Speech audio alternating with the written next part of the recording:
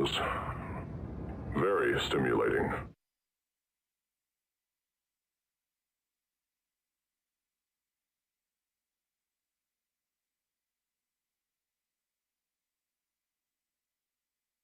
Not yet.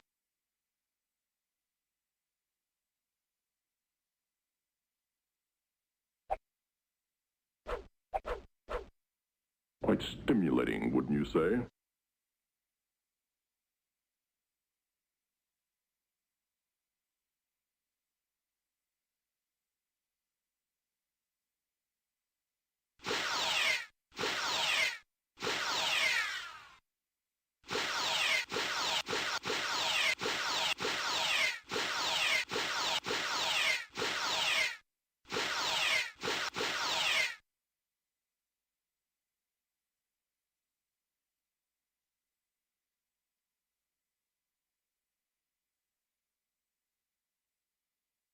Come in, Alexander.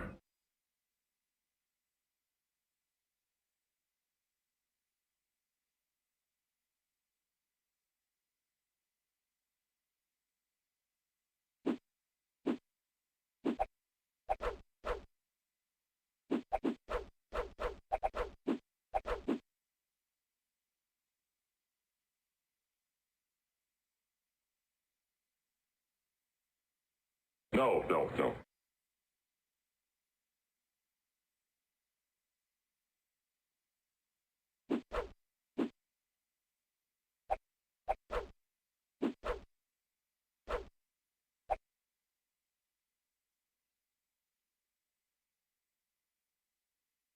Not yet.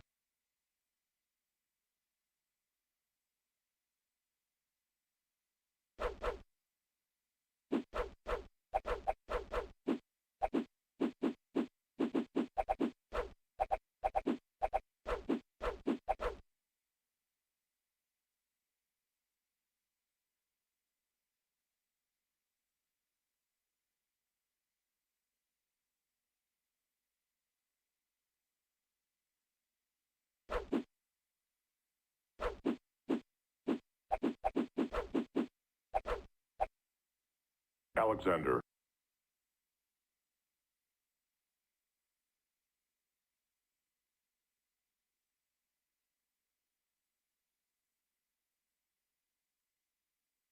Not yet.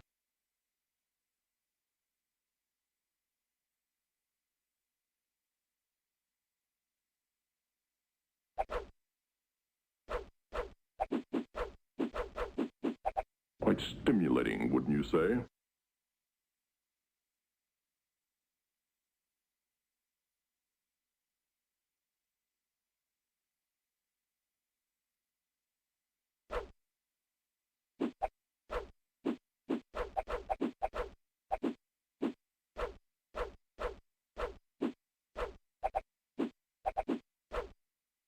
It was very stimulating.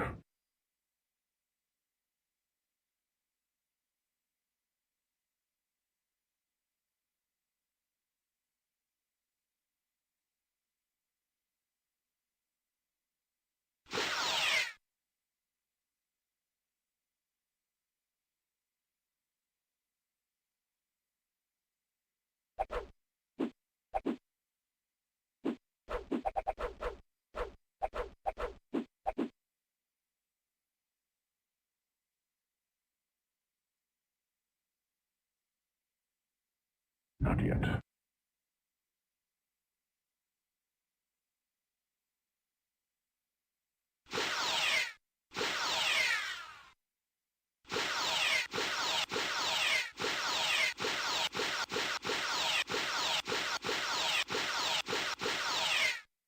Alexander.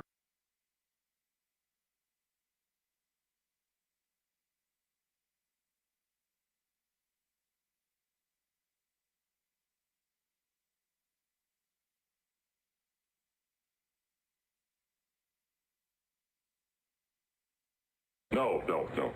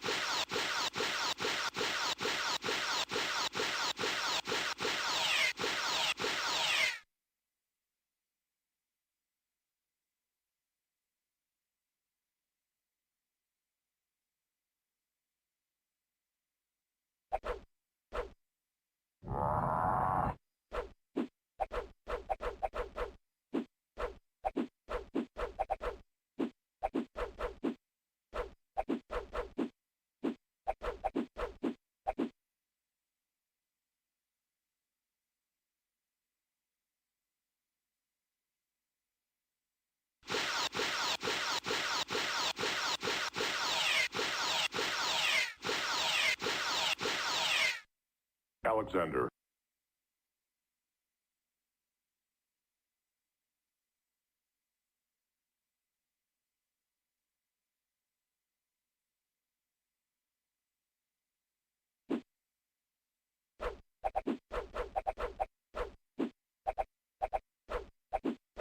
It was very stimulating.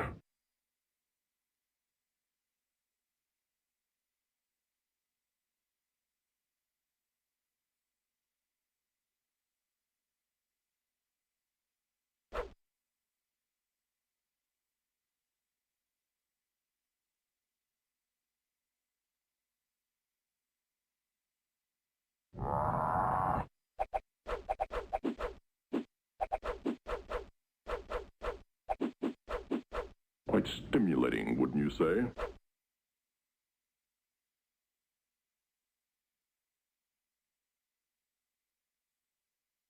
Not yet.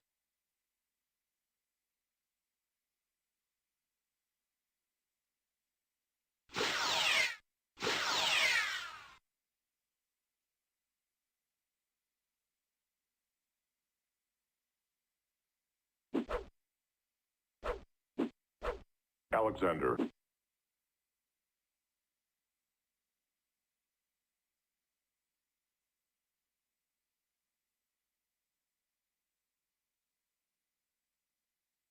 Not yet.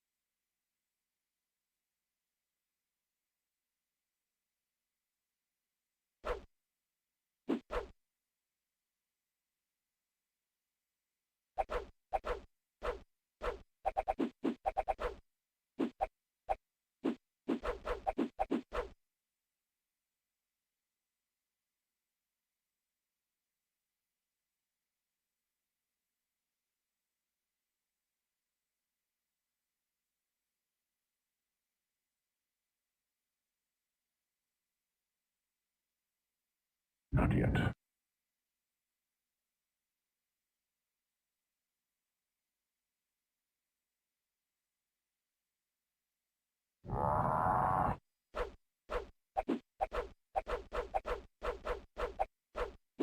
It was very stimulating.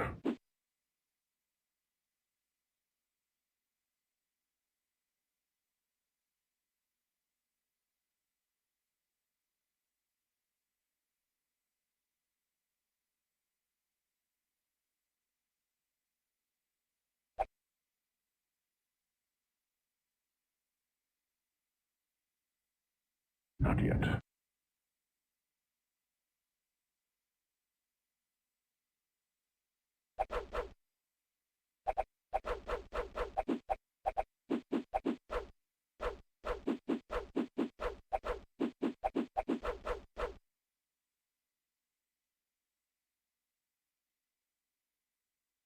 No, no, no.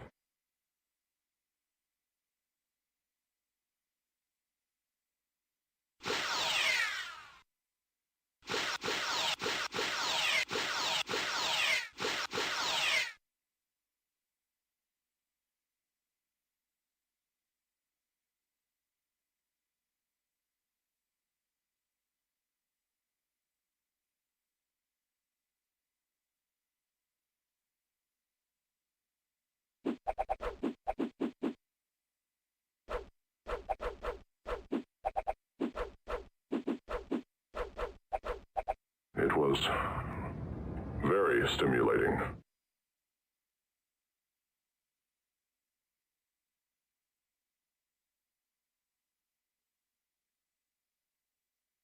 Not yet.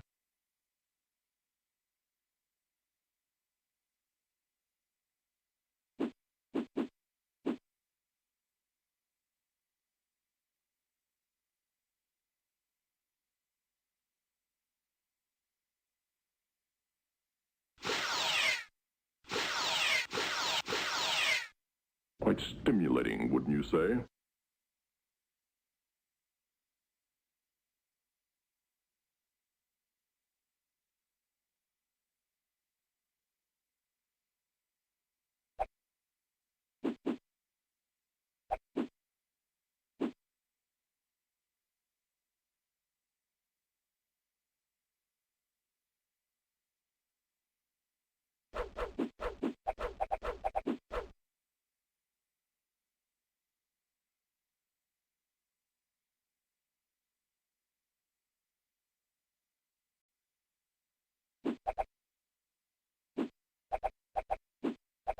It was very stimulating.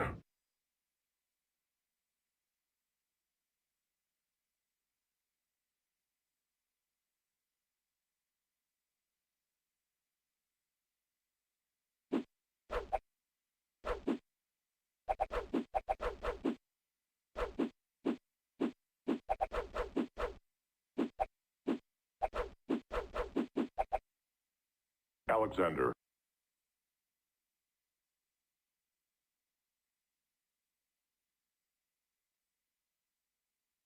Come in, Alexander.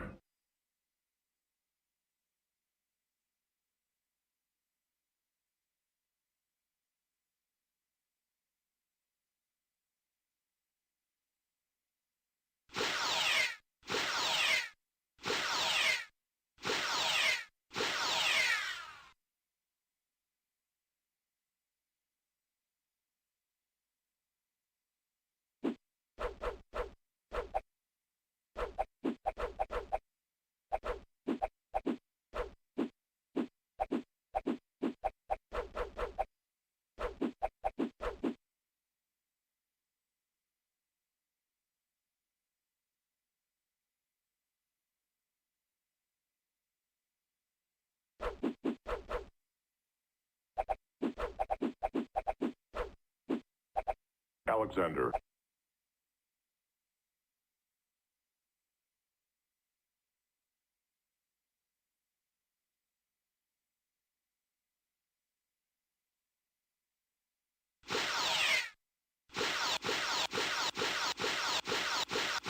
Welcome, ladies and gentlemen, coming to you live in Technicolor from the beautiful Hollywood Hills, California. The show where the total retail price of their advice is $0. This is Timelines Talk.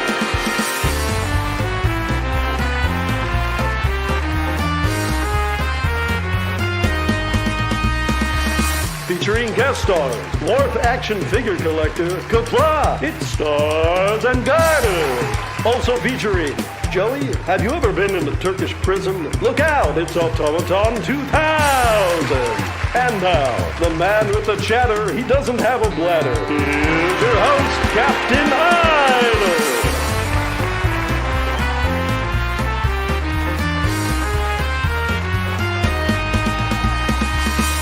Yes, welcome ladies and gentlemen to another edition of Timelines Talks, the exclusive 100% all-natural, organic, gluten-free talk show devoted to all things Star Trek Timelines. Damn, nearly got it right.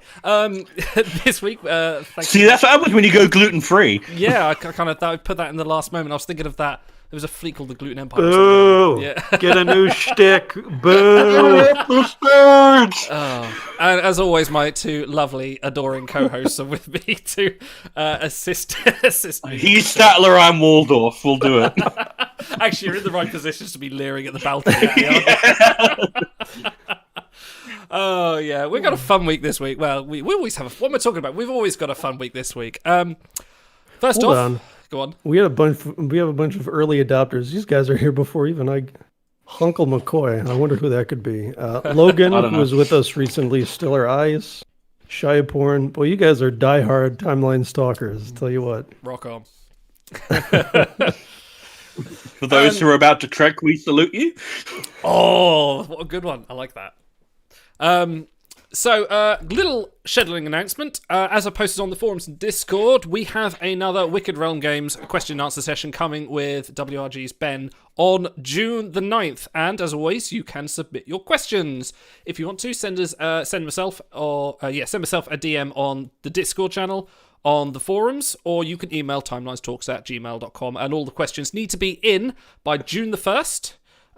So we can get them sent to WRG so they can get the questions approved and sent back. So yeah, if you have any questions about the game, anything you want more updated, let us know, send us through, and we'll let you know if that's going to be approved, and we'll go through. Ready for June the 9th. Disclaimer. Make sure that if you are submitting a question that does not have copious amounts of swearing, abuse directed at WRG members, or otherwise stupid things in it, please, because we do submit these things directly to WRG. No, we and don't. We edit them They first. read everything. We always get a handful of those and generally pare them down before they... feelings run high. Emotions are They do. flared at times, but just let's be constructive with our criticism and I questions. think there may be a few after this week's event crew, but we'll see. Yeah, so it is a bit weird that I'm the one saying that, isn't it? from GARs and starters, they're going to get a few angry questions. And another thing. Okay. Also, as well, some more scheduling notes from us. We're probably going to be moving this stream to after, because like next week is our anniversary 1 year that we've been doing the show. Huzzah! We've been doing this for a year, man. That's wild. I never thought I'd be doing anything that long. Well, we've done it for a year minus But a few. Oh, right. we've been. It's the chronological existence that matters. It's not linear. Timeless Talks has been in existence for about 365 days. So yeah, we'll be talking about that and sort of looking back on a few things we've done. But after that, it's sort of like good news, bad news. But we'll probably be moving to a stream every 2 weeks. Good news. Yeah, good news. Good. Yeah, for you. Getting to bed early. We'll probably do a stream every 2 weeks as opposed to the weekly. But fear not, I'm thinking of putting other stuff in the interim week, stuff that's like not so hard to plan, not so much sort of like work to talk about, stream some games, things like that. A little bit more sort of social Star Trek stuff as opposed to Timeline. So main show Timeline Talks, once every 2 weeks we'll come and talk about the game, do Q&As and still do that.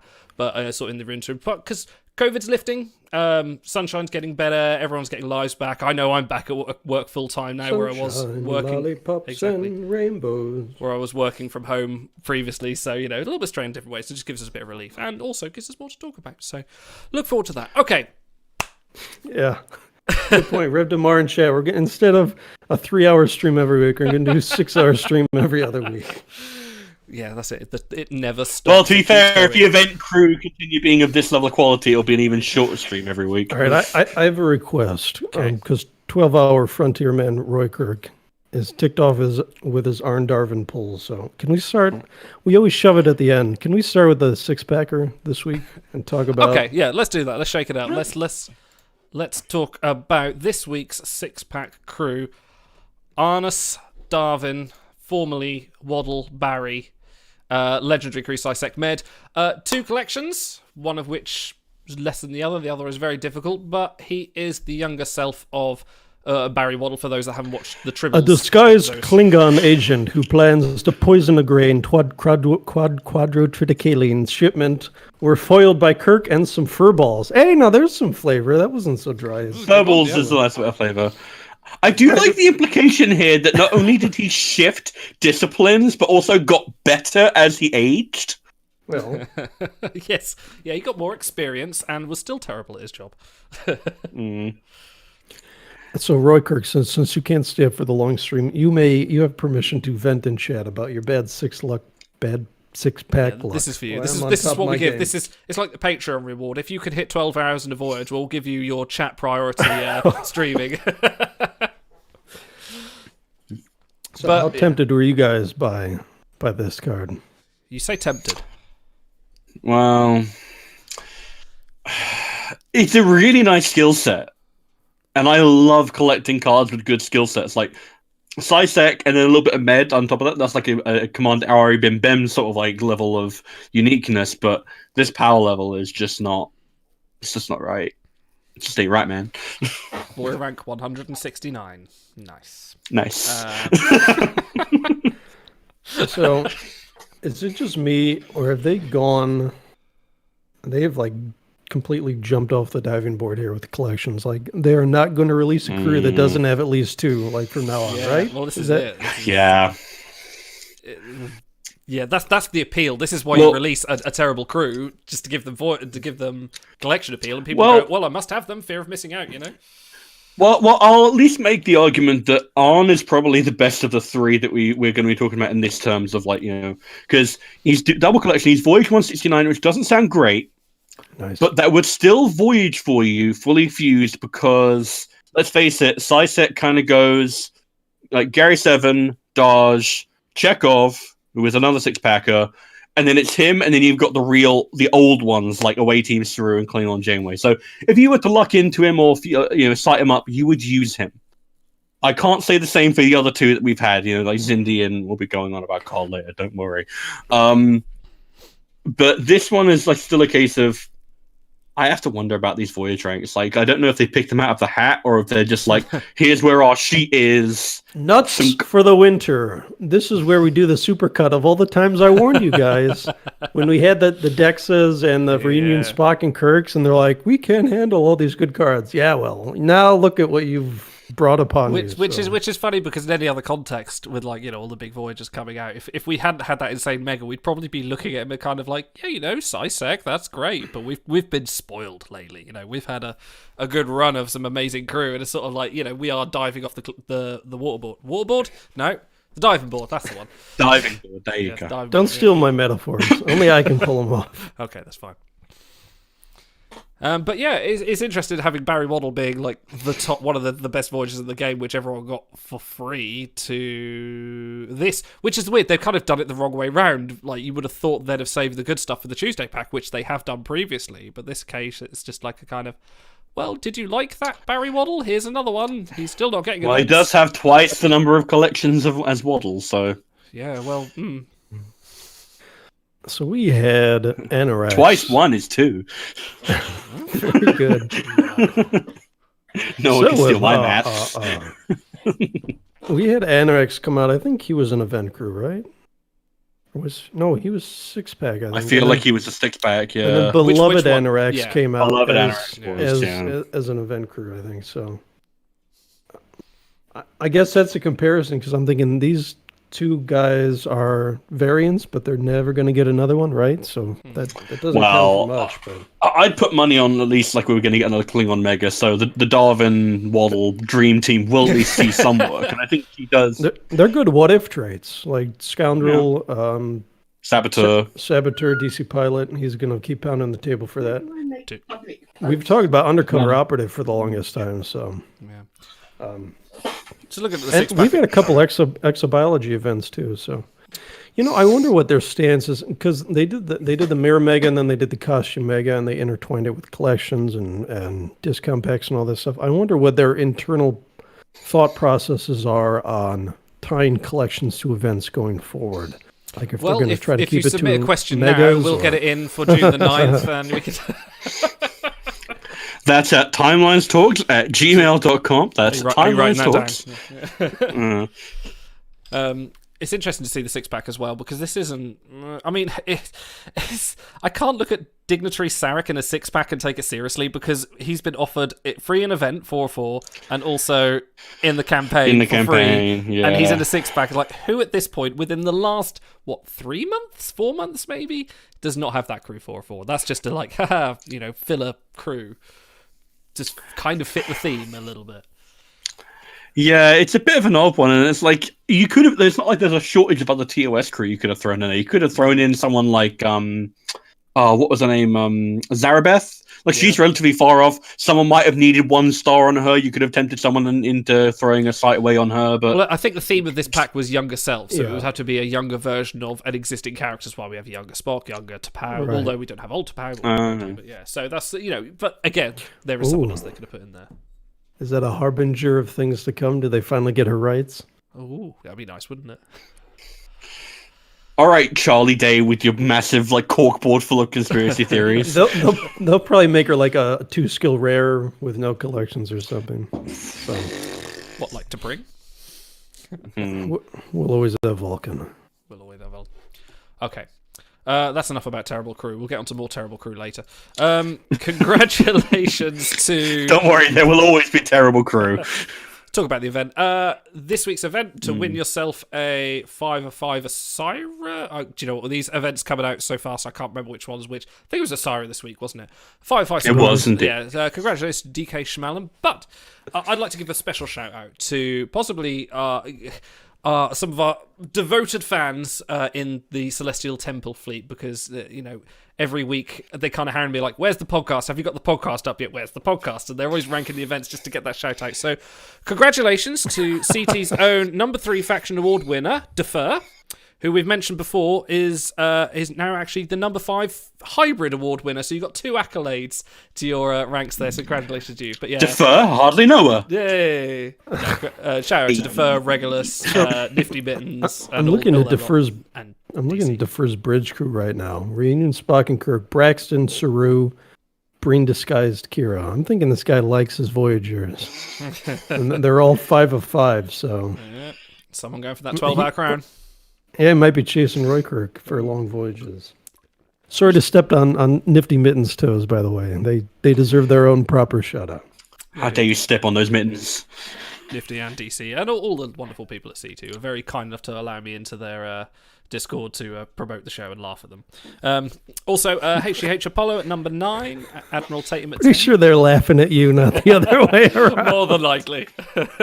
And weirdly enough, again, the 2 Brodies we mentioned last time at 33 and 34, which still perplexes me. If you are Brody, It feels like some kind of social experiment. Yeah. Like, how many times can I have like 2 accounts in this like middling mobile game? I really want to know the story there. I want to know what that is. They sit there with 2 accounts going and click and click and click and click, and just sort of trying to get the same scores every time, because that's impressive. I've got to give you a shout out for that. Plot twist: he's Goro from Mortal Kombat, and he's just using all 4 of his arms to do it.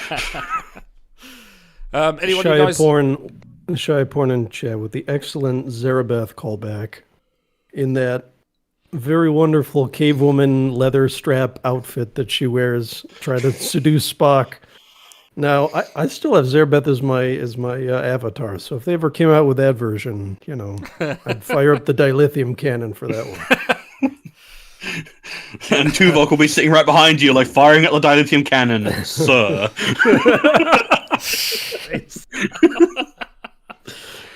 And then there's Harry off in the distance playing his clarinet. dreaming dreams of a pip that will never come.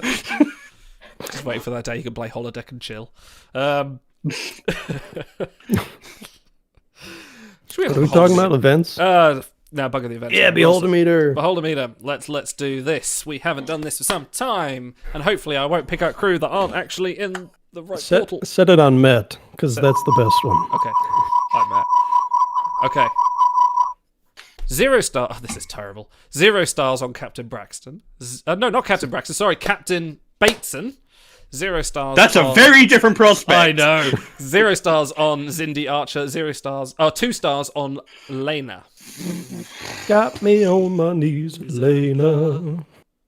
Great track. Lena, come on. I said Lena. By the way, there's your next one, Shy Porn. If you want to do some Clapton. Uncut. The uncut Clapton version of Layla is amazing.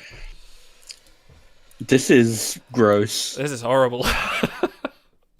I still have a 1 out of 5 Lena sitting on my roster doing nothing. I actually have a Lena story that I've never shared before now, because there's never been a good opportunity. So she came out in a hybrid skirmish galaxy. So I went in top 5 in the first half in skirmish. I was sitting right there at 5. And I thought, good, I'll get 3 copies. She has a pretty good voyage score at the time, so I went after her. I'm sitting in the top 5, and over the last 2 days of the galaxy, number 6 was like 2 million behind or something, but he chased me the whole way. And I ended up spending another 15,000 chronotons just to get the same amount of Lena, and I never used her again. I think I used her next event and never again at 3 stars, so it's like... She's not good. Someone brought up Kellis. She and Kellis should have costumed. I know that she should. I don't know if Kellis should. Because she's got the Torres mask, so I would allow that as costumed, but he is just in his normal outfit, is he not? Does he act at all in that? Or is he just the writer? Because I don't remember. I think he's just the writer, isn't he? It's been a while. Yeah, it's coming up on my Voyager rewatch, so I will report back in, I don't know, a few weeks. Yeah. Either way, if they're wearing something pretending to be someone they're not, isn't that like the definition of costumed? I would say that she should probably count as costumed. Yeah. She's undercover. She is under covers. These are covers. She was trying to sabotage something, wasn't she? All right. Chat says fuse, Archer. I airlocked her. Take Lena. A Fraser Take Lena, impression. but don't feel happy about it. Yeah, That's the only way out of this. Because Archer is gross. He's really bad. If you're a Fraser file, this is the behold you take. Yeah. Captain Bateson. I'm waiting for it. 'Cause I want him, but I don't. Casual mega incoming. Could you imagine? All right, let's spin it again. Give us a sound. All right. Okay. 0 stars on Paraith Cult Dukat. 0 stars on Abraham Lincoln. 1 star on on Fungal Entity May, who is Mirror, for those that aren't aware. As long as we're talking about casual, why does Tourist Quark not have the casual trade? Because he's there for business. I know you harp on about his med all the time. He does have the Jama Haron. That is business by definition. He's got his business socks on. Actually, he's not wearing socks. So okay, but so I don't know if you guys have ever seen that deleted photo from Quark, who was meant to be an insurrection. Oh yeah, I've seen that. Where he's wearing a swimsuit and he's got like 2 ladies on each arm. When are we getting that Quark? Yeah. I would actually go out for that one. That'd be fun. As long as they release alongside the one where Neelix is dancing barefoot in the holodeck with the ladies on each arm, you know. You could do a whole line, and then Riker, when Q pops up and puts women on his arm too on the bridge, and he's got the cigar. Yeah, I don't need your fantasy women. So, Shirepool makes a good point. Why is Fungal Entity May Mirror? Aren't they from the Mycelial network? I mean, yeah, that's true. This isn't really a mirror. This is another. See, this is the thing. The reason why she's Mirror is because she is from, I'm pretty sure, the Mirror Universe's Mycelial network, because they were in the Mirror Universe crossing over to the Prime Universe when she latched on to Tilly. So that's the justification. Always had one. Does the Mycelial network naturally intersect all these different universes? Well, yeah, it would make sense. Stamets and Mirror Stamets interacted, didn't they? So they're obviously both aware of the Mycelial network and how it intersected. So yeah, they did. If you ever talk about butterfly effect, and you show that chart where it's like a line traveling, then it splits into 2 based on choices you made. So if those are all running parallel, you'd think the network just cuts across all of them and can interact with anyone. I think the way they defined it in the show is that it's a layer of subspace, because everything is a layer of subspace, that intersects everything. And they mentioned that if it were to die, then everything in all of the universes would die. So it's meant to be an interconnected thing that connects all things. So that's the justification for her being Mirror. Did you spill some milk on the floor? No, it's just a layer of subspace. It's fine.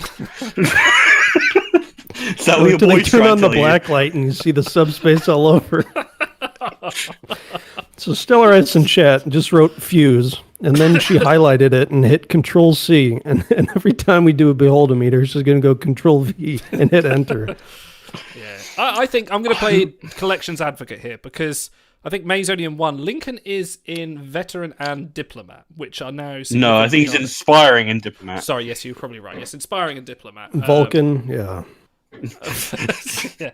So I think May... I would actually take Dukat here, because he's got really good traits, and he is Cardassian and Inspiring. And they get the same connection. We could get a Bajoran collection. We could get a villain collection. Oh, I'd love a villain collection. That'd be quite cool. Yeah, this is a tough one. I'm not entirely I think this one purely comes down to affection, really honest. I'd go with Dukat just because I really do like his slimy acting, but it kind of depends on what you're feeling. I think chat split too. Lincoln, Fuse. Lincoln is clothed in immense power. Apparently, Lincoln's Big Book entry says that he's in 2 collections and he attacks racists. So that's a pretty compelling argument. Yes, there's been some stealth edits to the Big Book lately. Thank you to whoever Leave it did alone. that. DC Pilot. Let it die. Let them die. It's real to me, damn it. Oh, there's a thing for you. Okay. Yeah, I'll probably go Lincoln. Probably Lincoln. Anyway. I'll go Ducat here. I would go Ducat. I believe in. Okay. I've become an. I think you're the one who advocate of all convinced me to things take him traits. like twice in Beholds at times. I mean, he's not a bad crew to have at the moment. The power level's not good, but collections and events are not. I mean, look, you can only use 30, 40 crew on a regular basis between voyages and shuttles. And how many people have 50 to 100, maybe plus, if you're a big spender, legendaries laying around on your roster. So it's like, at some point, collections and events are all you can get out of these older crew, and he hits on both. So, that's not bad. Okay. Let's move on and come to the big point of the week, which is this week's... sorry, not this week's. Jesus Christ. Next week's. Nice Lincoln segue with the spear joke there. Yeah, thanks. Hey, if you want to do the segues, please do. Someone please host the show for me. I just want to be in the background pushing the buttons. Yes. Dance, Wiki, dance! Yeah, exactly. The skirmish event in 2 weeks is going to be for CAAARL, Guardian of Forever, who was revealed in Disco Season 3. For those very confused why this man in a bowler hat is giving you all your crew. And we have some thoughts on this crew. If we were still streaming on Twitch, this is where you hit clip and get ready for the Suspiria level anger from Stars and Guardians. I've got my own things to say, but I kind of want to see where Stars is going. So please. Okay. So I think we've mentioned before that we watch the newer shows and we go, or we watch even older episodes that we haven't seen in a while, and we go, you know what, that'd be a fun crew to have. We do our Leonardo DiCaprio point, and we think, you know what, this would be really cool for me to have on my roster. What a great episode! What a great sci-fi moment I could have immortalized on my roster. And Discovery Season 3, it had its issues. I don't think it ended particularly strongly, but I think it as a whole it stands up quite well. But the number one card I wanted was CAARL, who we will later find out is actually the human personification of the Guardian of Forever. Not just because it was actually a really nice little mystery that it is you basically, they go down to Danis 5, which is this completely cold, snowy wasteland, and there's just a door in the middle of nowhere and a guy sitting on a beach chair reading a newspaper dressed like a kind of like a 1930s businessman. And he's very Q-ish in his behavior. People were wondering, is he a Q? Is he one of these other beings of grand, immense power that populate the Star Trek universe? And he's played by I don't remember the actor's name, but he plays Jim Brass in CSI. I think it's the Las Vegas one. And I do love him because he's a very understated, very sort of grounded actor. He's really good. He's really good quality, as I like to say. And he has a lot of pathos, and he has a underlying threat and mystery to him. And he's just such an interesting character. And then he's the framing device for Giorgio going back in time and working out, what could I have done differently? Could I have saved my Michael? What about my choices has led me to the point where I am in my life now? And it's all a setup for a show I didn't even think I really wanted, but seeing it presented in this way was really, really impactful and fun. And you have this awesome moment where Giorgio comes back to the portal. She hasn't been able to fix her previous life, and she's like, "Well, what was the point of all this?" And Michael asks, "Who are you?" And he opens his mouth and he says, "I am the Guardian of Forever." And they use the sound clip from TOS. This is very cool, and it's fucking baller. It's brilliant because then the standard wooden door explodes and they have this wonderful CGI effect where it turns into this massive maelstrom and it turns back into the 60s Guardian of Forever, but with obviously updated VFX. And you get a little bit of background on him, and it turns out that people were using him for assassinations and wet work during the temporal wars. That was cool. And he hid himself away because he hated being used that way, because he regarded himself as a being of pure science and of imagination and observation and learning. And he comes into the game He's Voyager 196. Almost nice. There are 21 Voyagers ahead of him in his like primary stack. But he's got 2 collections, so of course you want him. And it's just like, this is literally a game mechanic in person form.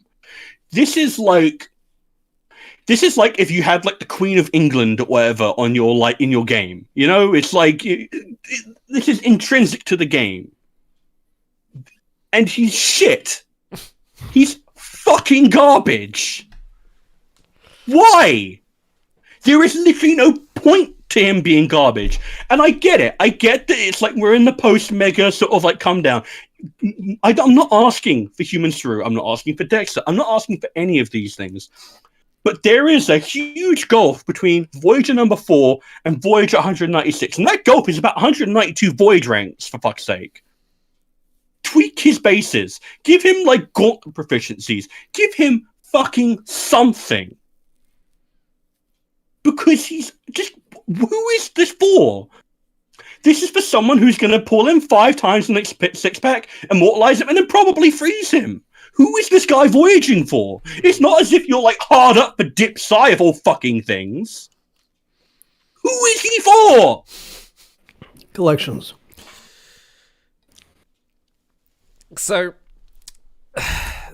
This is the A.G. Robinson dilemma, but on a much more scale of disappointing, because we saw A.G. Robinson come in with this terrible voyage score for like a new card, and we're like, why do you do this? But okay, it's a forgettable character, never mind. But for someone, like you say, literally the personification of the Behold mechanic. He is the Guardian Forever, the one that introduces you to the game, that brings all your crew in, and they've kind of just made him a wet blanket. Like you say, you don't want to be a Human Through. I would love him to be a Human Through, because you're not going to get or something, or reunion. Make him the number 1 Voyager, or give him big bases, give him something to make him the number 1 side base, because he's literally able to peer backwards through time as just a thing that he does. That is what he does. Yeah, he's not getting events, and the bizarre thing, the real bizarre thing, which I've seen a few heated discussions about on the various Discords. Why the fuck is he to con? Like, there was one article, like, because he opens up, when you first meet him, he's reading a newspaper, which is the same newspaper the original Guardian Forever shows in the City on the Edge of Forever. Yeah. The Star Herald, is it? And it's got he's reading the paper, and it's got various articles on it, and there's a few little Easter eggs in there, like the crash of the USS Genola, which people might know as Scotty's ship, which he crashed on the Dyson Sphere in the TNG episode. One of them on there was... And the Tacon Empire destroyed in supernova, and very fun little things like that. And I remember when that first episode first dropped, people were fucking picking that shit over, like, they were just... I was. No. Star Trek fans wouldn't do that, come on. It was fascinating. But why is he Tacon? Like, if they read that and went, "Oh, he's a Tacon," but like, there's no evidence anywhere that anything has been linked between the Tacon Empire and the Guardian of the Forever. Like, these are all like extinct civilizations that may have existed around the same time. But there's like, so he's got the Tacon trait, which means when he comes into the, like, okay, it's a little bit of a this is shit, but it's not, because oh god, I can't retrieve Portal 63 that easily anymore. But also, if you did want CAARL for the niche appeal, he's now got this annoying Tacon trait. For why? It's kind of reminiscent of not long ago Human Neelix being a Timelines Originals. Why? So yeah, that's a very strange one. And I'm just thinking in my head, like, Stars just remind me, like, it's just that popular internet clip of the guy that gets punched in the face and he's like, I can't believe you've done this. I actually can't believe they've done this, because it's like, I really have to question the logic here, right? Because it's not as if I can't imagine they have particularly stringent rules about who can be what Voyager, right? So long as you make your quotas and you keep the game balance roughly in sync, does it actually matter if CAARL Guardian of Forever is Voyager 196 or Voyager 75? Does it actually matter too much to you and the game balance? Not really, because he's another Dip Psi Eng. It's like, who does that affect? No one. But it will mean he's relevant. It means I can put him on my rosters and use him and be like, oh, I'm really glad I cited him up. He's a really cool character. And yes, his void power will slip down the road, but I don't care about that. I got to use him for a period of time, and he will have use going forward. Don't make him dead on arrival. Just don't. It's fucking rude. I think it comes on... Sorry. This could be. Damn it! I just forgot his name. Faggio, Kivas Faggio. So, if you love a card, would you rather he be a bad gold or a bad purple? Like, at least you could use CAARL Guardian of Forever with, like a 2% lost in efficiency. If you wanted to use Kivas Faggio on your voyages, you're subbing in, 700 points or something on voyages. Yeah. So, at least from that aspect, he's going to be harder to obtain and fuse, but you could use him with less of a loss in efficiency. So, But, this is a long-standing complaint with the game is people that want their favourite cards and want to use them. I know Ben has come on the state that yes, this is a card collecting game. Okay, that's fine. That's kind of established as their party line at the moment, but it is still nice to sort of have these avenues to I want my favourite card. I don't just want to put them in the freezer. And likewise, I don't want to just scroll through my roster and go, oh yeah, I've got that card. I forgot about them. You want to be actively using them. So, I think that kind of hits the nerve on that. And I'm sure there have been other characters that have come out that other people have been passionate about that I thought, what the fuck are they, I think Kevin Uxbridge was another prime example of this. But even Kevin got a better treatment because at least he had a giant side base you could use as non-bonus and shuttles. Carl's base is like number 38? 39. It's ridiculous. all right. Auto's Stream of Consciousness. Bowler Hat. We have a collection with, damn it, what's his name? I'm Cyrus Redblock. Cyrus Redblock. Oh, the big goodbye. I love the hat. I love that his art extends past the scanner on your screen as you're looking right now. I love anything that pops out.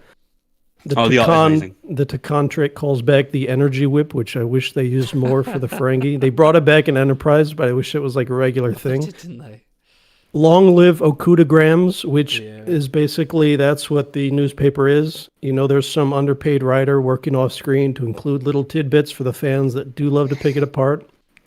The Behold voice clip kept the sound on for me in the game longer than anything else, because hearing Scotty and Janeway over and over gets really annoying, but every time you open a pack, you hear, behold! That was so cool. So I had the sound on for a good 6 months longer than I should have, just for that voice clip. In fact, if they want to add it to him, that would make him a little Well, special. I was going to say either that, or if they don't have the actual I Am the Guardian of Forever clip from the actual episode, then that's an even stupider reason not to, Do you have his text auto?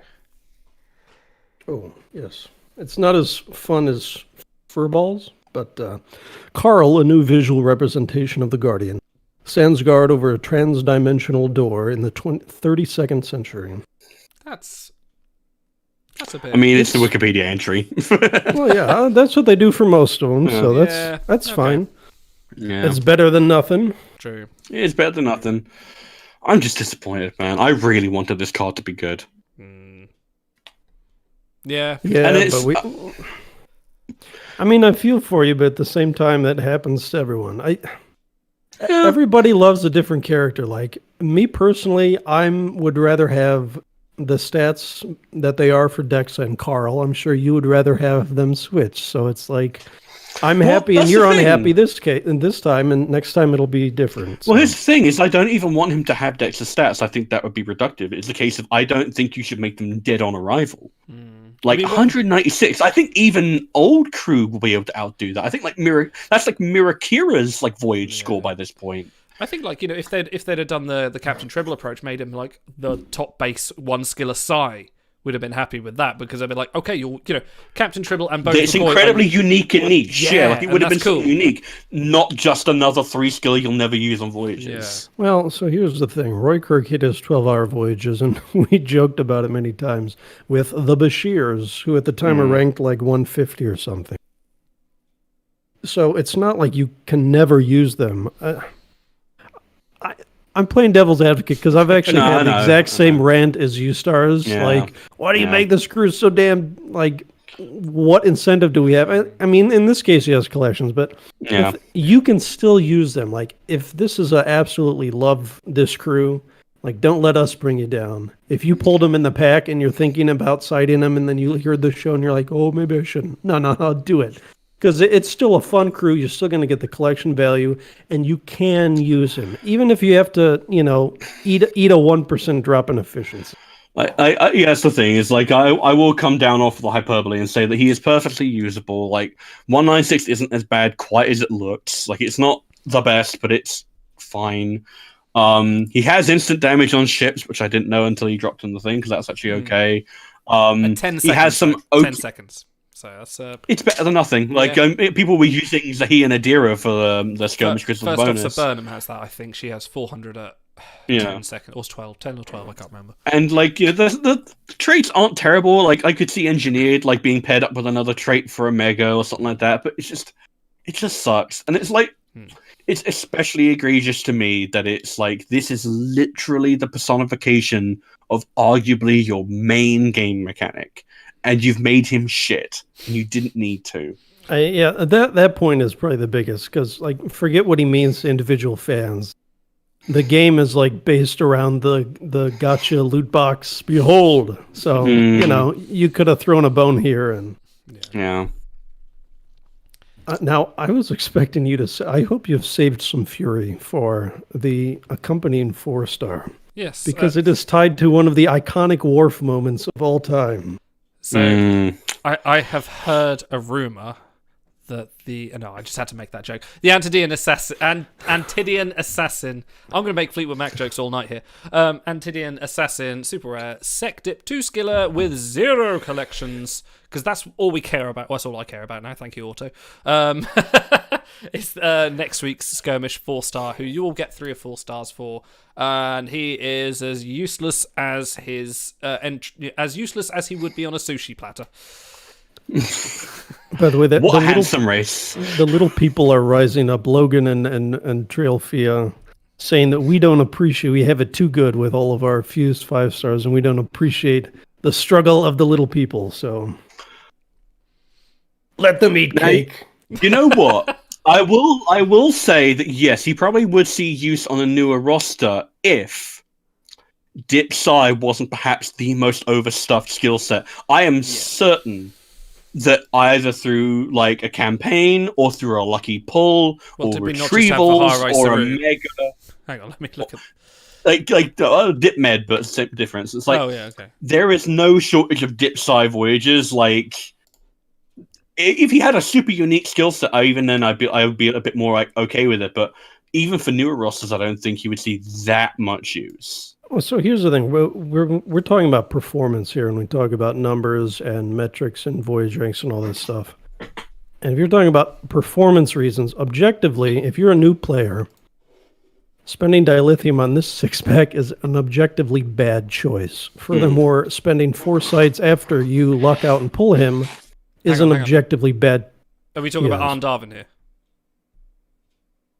Oh, is he the event crew? Oh, I'm sorry. CAAARL is the event crew. Arne Darvin is the same goes for Arne Darvin. Still a bad voyage rank, 170 or whatever.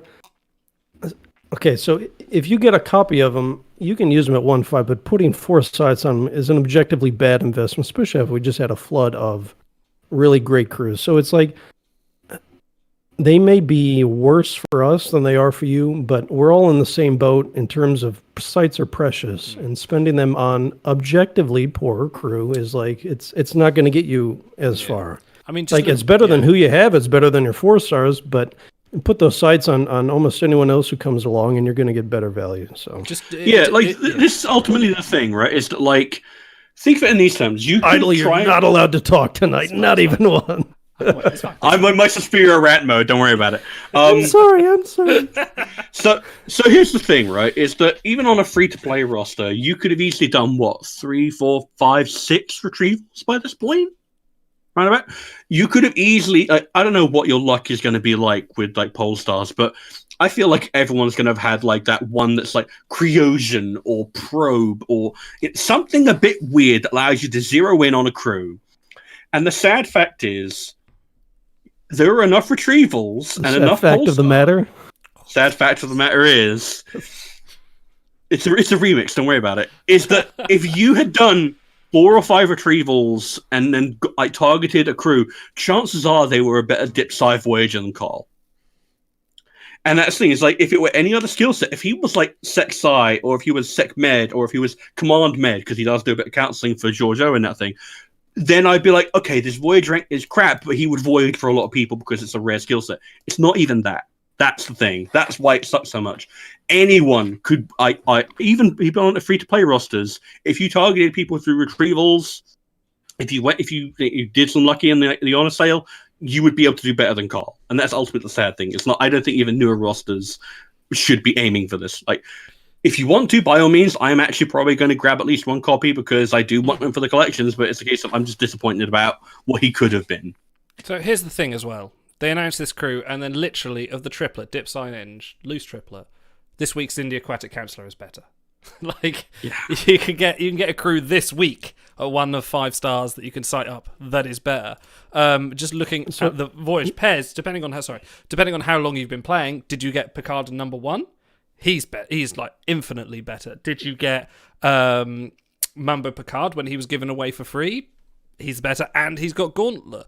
Have you got Evolved Janeway through the essentially free fusions? She's infinitely better. Lenara Khan with 2 skills has a better 2-skill voyage score than him. Like, that's okay. 2 skills. Oh, that. I know, but like, it's just a case of this is how That hurts. That really hurts. I'm so sorry. I'm so sorry. No, but as Trey and Chess says, a bad gold is better than no gold at all. Well, okay, which is true, and that segues us to a crew in Antedian Assassin that I was actually hoping would be usable. And when I saw him first, I flashed back to 2018 and the Zindi something counselor. What's his name? Insectoid counselor. Yeah. It's like the humanoid, but not quite human. The traits and the look, it just brought me back. And I remember when he debuted in his 6-pack, he was a monster. He was like Voyager number 2 or something. And, no one is pulling packs because they love the character Zindi Insectoid Counselor. And maybe no one is pulling packs because they love the character of Antedian Assassin. But I was actually it was a great episode. And, damn it, I brought this up last week. Who's the guy that played the Antikin uncredited? Oh, Mark Alamo, isn't it? He plays the Antikin. Yeah, Mark Alamo. Yeah. The guy plays Ducat, played that. So it's like... Sorry. If anyone's hearing me laugh, I'm just loving all the Fleetwood Mac puns that are happening in chat. That's fantastic. I'm just going to read a couple of... He's like, Gold Dust. If loving you is wrong, I don't want to be right. I found about this one through secondhand news. So chat, please continue with the... Well, you know what the sad thing is? I don't want to be with this Antedian everywhere. This is and he will never break the chain. I guess. I'm just going to keep chugging ahead. No collections. There's no voyages. There's no events. This is like bottom barrel. What's the opposite of top shelf? Bottom. Yeah, bottom barrel. Yeah. Basement drawer. Basement drawer. Yeah. This is as bad as it gets, and it's a shame because it's. What I had in some race. It was a cool episode. Well, it's also always cool when you get to see a genuinely alien race too. Like sometimes they don't speak English, or sometimes they have like weird habits, or they go to the effort of making them look really genuinely weird. I mean, to be fair, what could they have done with him? He's a fucking fish with no lines. Like there's like nothing. Oh. Yeah, but the Zindi Insectoid Counselor was the number 2 Voyager in the game with huge bases. He was the villain. He was the villain of season 3, essentially. Him and the other. He had a legitimate plot line that went through. There was. Well, here's the thing: is that I was doing my fake crew, and I actually had this guy lined up. I also have a few other TAG season 1 crew in there for whatever reason. And do you know how I spec'd him out? I spec'd him out with Dipsec Eng. The Eng for the concealed explosives. Yeah. And I feel like that makes a bit of sense. It's like, give him a middling voyage rank. I don't think giving him, like, diplomat or any collection thing would really make a lot of sense, but you could at least have made him usable for, like, a newer roster. This is just a 2-skiller, and it's like, peek behind the curtain at how a fake crew thing works, but I generally try and make sure that the crew are relatively good, or at least interesting. This is neither. Oh, hold on. I'll counter with the ship ability. Food.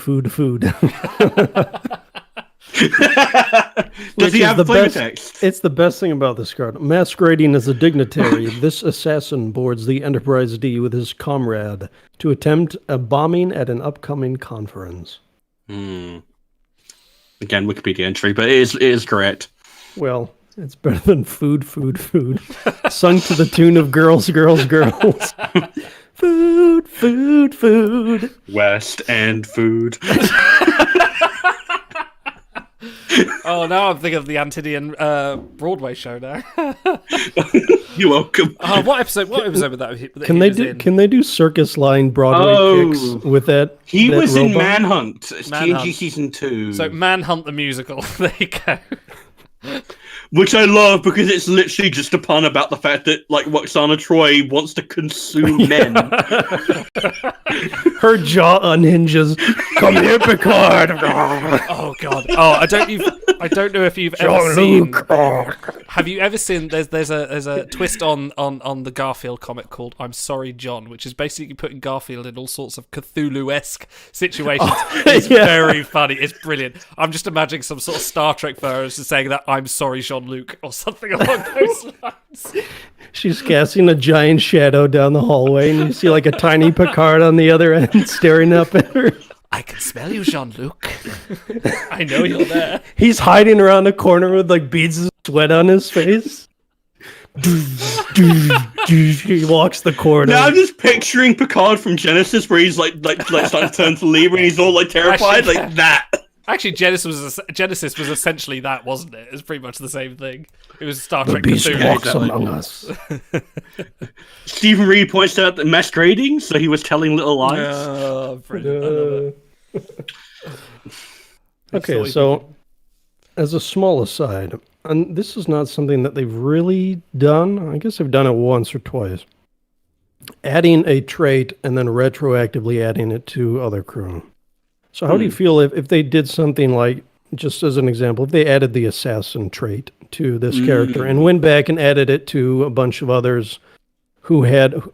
I feel like because of the amount of work involved with them and having to sit around and debate that with over 1,000 crew now, that would probably never happen. But they've done it a few times for mega-related reasons, like when they added, what was it, prisoners to a bunch of crew? Well, they recently added costume to a lot of crew just ahead of this mega as well. Yeah. But I mean adding a brand new one, and I would be okay with that because like, Assassin, I feel like is generally a decent one. Like you could argue it has some crossover with Undercover Operative, but I feel like they're distinct enough that you could have them both and it wouldn't cause any issues. And there's a few good assassins in the game. Yeah, and thematically, Klingon West. I think thematically it works with like story nodes and event storylines and that sort of thing. So. I feel like they probably won't do that anything approaching semi-regular because of the amount of work involved. Pardon me, but as a player, that's something I'd like to see to just spice things up a little bit. And it does, I guess now in the post-crew retrieval world, it does hold certain weight there as well.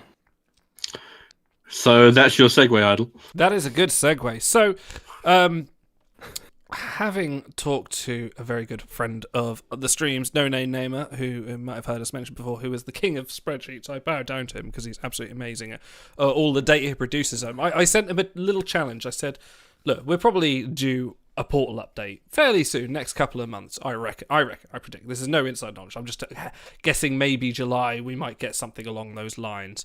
And we're sort of saying, right, well, the last portal update went from Maris, for the Tuesday, from about sort of October 2019 all the way through to Sinister Picard, which was May 2020. So I postulated and I said, like... Yes, stars. No, I'm just thinking about the fact they go from Maris to Sinister Picard. That's a gulf. In terms of time range, not voyage score. Anyway, so I expect the next update to go from Determined Paris and sort of Age of Sail Picard, which are two very good crews, all the way through maybe Socrates, maybe EV Suit Worf if they're feeling generous and sort of like saying, right, there's some good cards there that went into the portal, like Determined Paris, Activated Darge, Dr. Van Gogh, Zanki Riker, loads of good crew, and there are a lot of collection pieces as well that have been added, like sort of Vashti Picard, Lieutenant Georgiou. And so I sort of said to him, like, can you have a look? Because the one thing that's really going to affect everyone is the crew retrieval feature when there's a portal update. As soon as all these new crew come into the portal, the retrievals are going to get a little bit harder. So I said to him, like, who is going to change? Who is going to be a little bit less retrieval? He came up with some interesting results. If you'll indulge me for some statistical nonsense. In fact, you know, some context just to put this into real-world human terms, because you guys think in spreadsheets and data and the Matrix. For those of you who have been ever trying to recover, like, say, Little John Riker, you will notice that it is pretty much impossible to guarantee him because he shares pretty much every single trait that you can narrow down with, I believe, Hyrule or Cisco. Yeah. And it's the same with other certain crew that just have very generic traits, like, say, Triple Herder Scotty or something like that. A lot of these crew have very generic traits that make them hard to retrieve, and this is basically breaking down who will join those ranks of becoming 100% to, like, 50% or 25%. Now, there's about 120 crew that could be affected. Obviously, I'm not going to go through more, but I'm just going to highlight a few notable examples. There is, when the portal updates, assuming it goes from Determined Paris all the way through to Socrates in time frame, there's only one crew you will no longer be able to get 100% combo. And I'm talking about using the right set of pole stars to guarantee a crew. There is one crew you will no longer be able to get 100% when the portal updates, and that is Dr. Bones McCoy. Before he had 6 combinations you could get him. If you had him 4 or 5 or got him through the portal, I would recommend him because he's big bases to the astronomic level that every faction event skill or not will be regarded, but he is no longer 100% guaranteed. He had 6 combos, he has 0 because there are crew like Evie Suit McCoy, Mira McCoy, Edward LaForge, Layla Halloumi. I keep saying that now. You put that in my head. Layla Halloumi. I've completely poisoned your brain for that now. Home Center, yeah. He is the only crew that will no longer be 100% retrieval. So if you had him sort of on a list, you're thinking, I've got the pole stars, but I'll wait. It might be best not to, because if there's any time you need to retrieve him, would be in the next couple of months, or when you can do it next, if that he is on your site list. He almost approaches the gauntlet / arena realm for me, where it's like 1 star is almost enough, because 1 star is probably going to get him on most of your faction events one way or the other, and adding stars is like, I'm going to win harder at this seat, and it's like, well, maybe that's not the best use of four sites, but just getting that first star is going to, at minimum, free up a med crew to go Voyager or bump over a shuttle C2, whatever else they're doing. So that's actually a pretty impactful name. Yeah. So we were thinking about this, and this is a problem that's only going to become more and more acute as time goes on, because obviously more crew are getting added, and it's going to make it even, and arguably the point of retrieval is to make this easier on people, right? So I was thinking about potential ways that, like, WRG could maybe combat this, because they have mentioned we are still in phase 1 of the crew retrieval thing. They haven't said what the second phase is going to look like, but it's a possibility of maybe they're going to add another few pole star slots, so you could maybe narrow it down further. Maybe they're going to make it so that you can have, like, anti-pole stars, so that you can guarantee you won't get certain variants of character. Mirror like pole you stars. get or you get like an anti-Janeway pole star, and it's like all the Janeway's gone, like that type of thing. I could see that being like a way of narrowing it down. Or alternatively, you just like press one of the other options that you don't want, and you just pay a certain credit or dilithium fee, and then they just go out of the pool. I feel like that could be a decent compromise. Would you pay 4,000 dilithium for Serana in that situation? I don't know. That seems like a foolhardy thing to do. Okay, we're going to get crew retrieval 2, and we pull star polls, and we use that to get the pole stars that we want to use in crew retrieval the original, and then we use that to retrieve the crew that we want.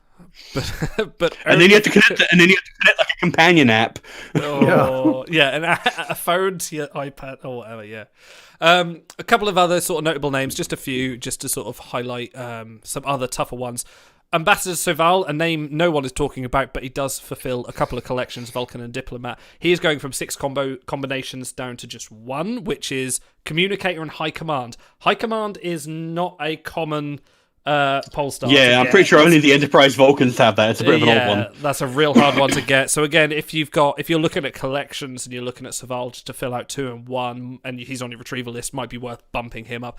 Dr. Catherine Pulaski's gone from 11 to 7, and again, that's just collections physicians. Interestingly, and this is a bit more hard hitting, Medic Jet Reno has gone from... She has 33 combinations at the moment that you can guarantee her 100%.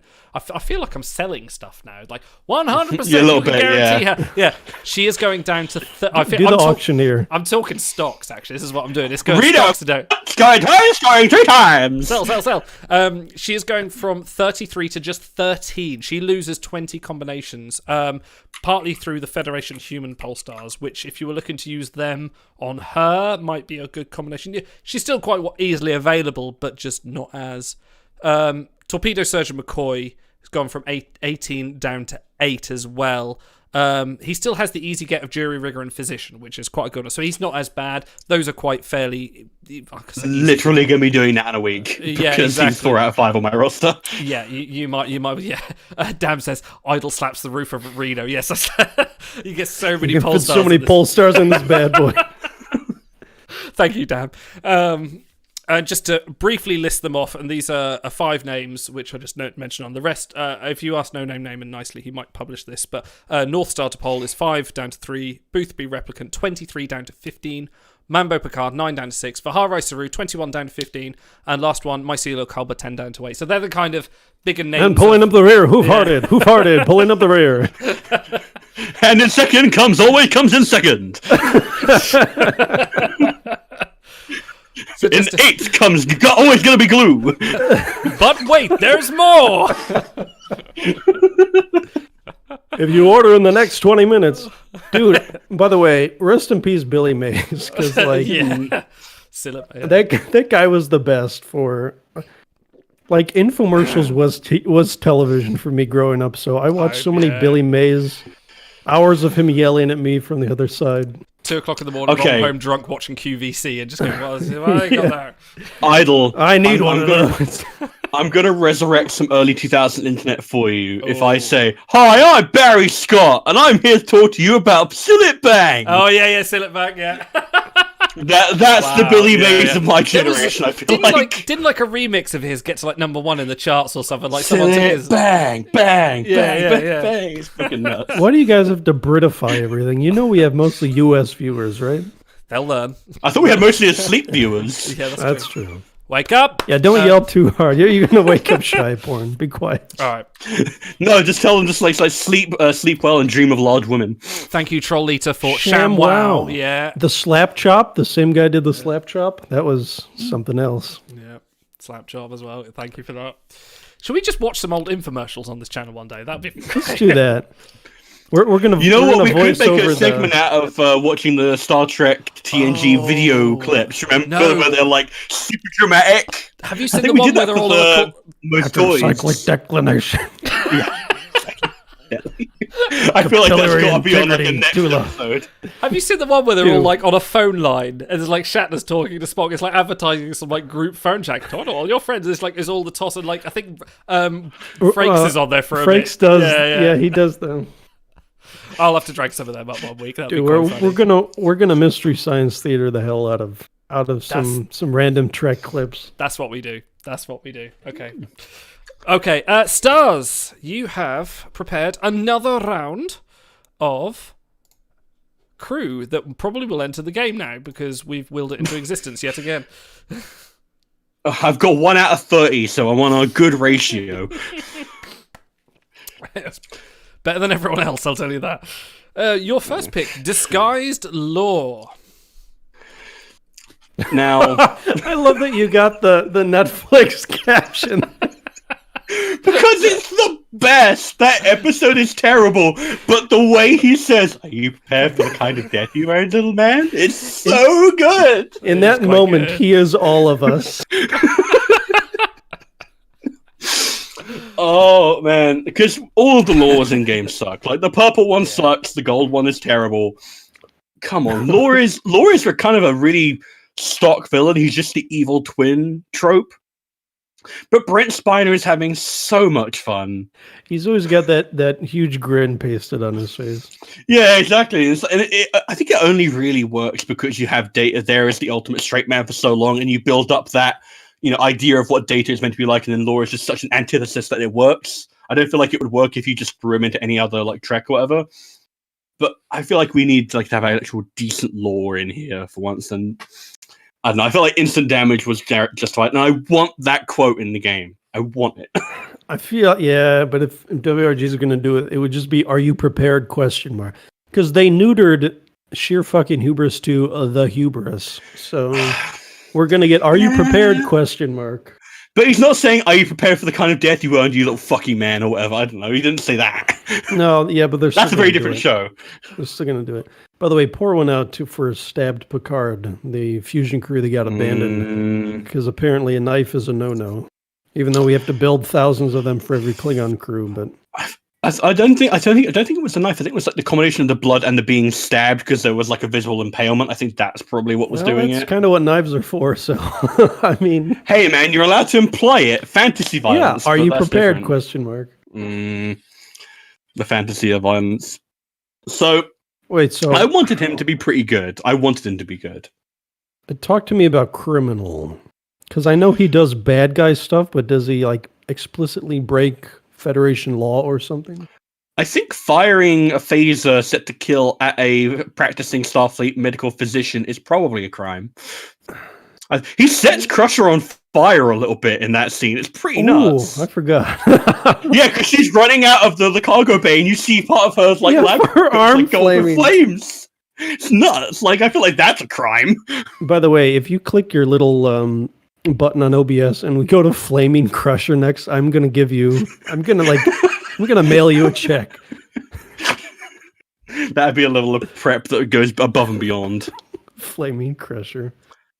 Oh, well, to be fair, I don't think he would be that prepared. He's muted himself. Oh, well, yeah, that... You don't want to hear the little boys. Amazing. Incredible. This is what happens when you step away from your desk and don't realize what you've done. You hear his wife. Idle, are you talking to those idiots again? Yes, dear. That's what she calls me. She calls you idle. Yeah, because she is mine. Okay. Oh, hang on, wrong button. Aw, unexpectedly wholesome. Gone red now, quite embarrassed. Is she watching this? Is that what you're trying to earn points? Good lord, no. She's like, oh, nerds. Pretty much. I think my wife has watched the stream once and then started roasting me from chat, and everyone was cheering her on. Oh, which episode was that? I need to look back at it. No, you don't. It was the drunk stream. That's why. Oh, you might have to get some of that for our 1 year anniversary, stream through clip. Yeah. So, how have we gotten so many fucking gold? 40 packs of Valley Gold today. Anyway, it's amazing. What? Can you explain what? I've never heard the word "deeged" before. De-aged. Oh, de-aged. Deeged. Yes, indeed, idol. It's the way you spelt it. When you sent me these, you read it like deeged as opposed to d/aged. I assumed you could read. That's a big assumption. Especially because I put a picture of young Picard there. Who do you think that was? By the way, why wouldn't they just call him young Picard? They would. I feel like they probably would. I was like, what Shakespearean is this? He has deeged beyond measure. Well, I feel like young is probably the easier way to describe it, but de-aged is technically more correct. No, okay. And that's what WRG always goes for, top correctness, right? Yeah, exactly. Is there another young Picard they could do that's canon that they might want to save that name? Cadet Picard. Tom Hardy. Yeah, but Cadet Picard is just much easier, I think, yeah. Yeah, I'm trying to think of any time you ever seen him as young. He doesn't really get a lot of flashback. Rascal Picard would work quite well. Yeah, Rascal Picard. Yeah, but they usually kind of try and avoid using the episode titles and the names, apart from when it's like impossible not to, like with Twilight to Pole. That's true. And I also appreciate. I'm shocked none of you picked on the ship ability. I was just going to say, it's a very bold move, not going with, he's my number one dad, as... Oh, but that thing, there's two scenes from that everyone remembers. There's the, I want to see my father! No! And then there's the hug. And I feel like you would want to leave the hug for the fusion, because you would fuse this Picard with like Blue Riker, and then you would get them hugging awkwardly, and then that would be he's my number one dad. Wow.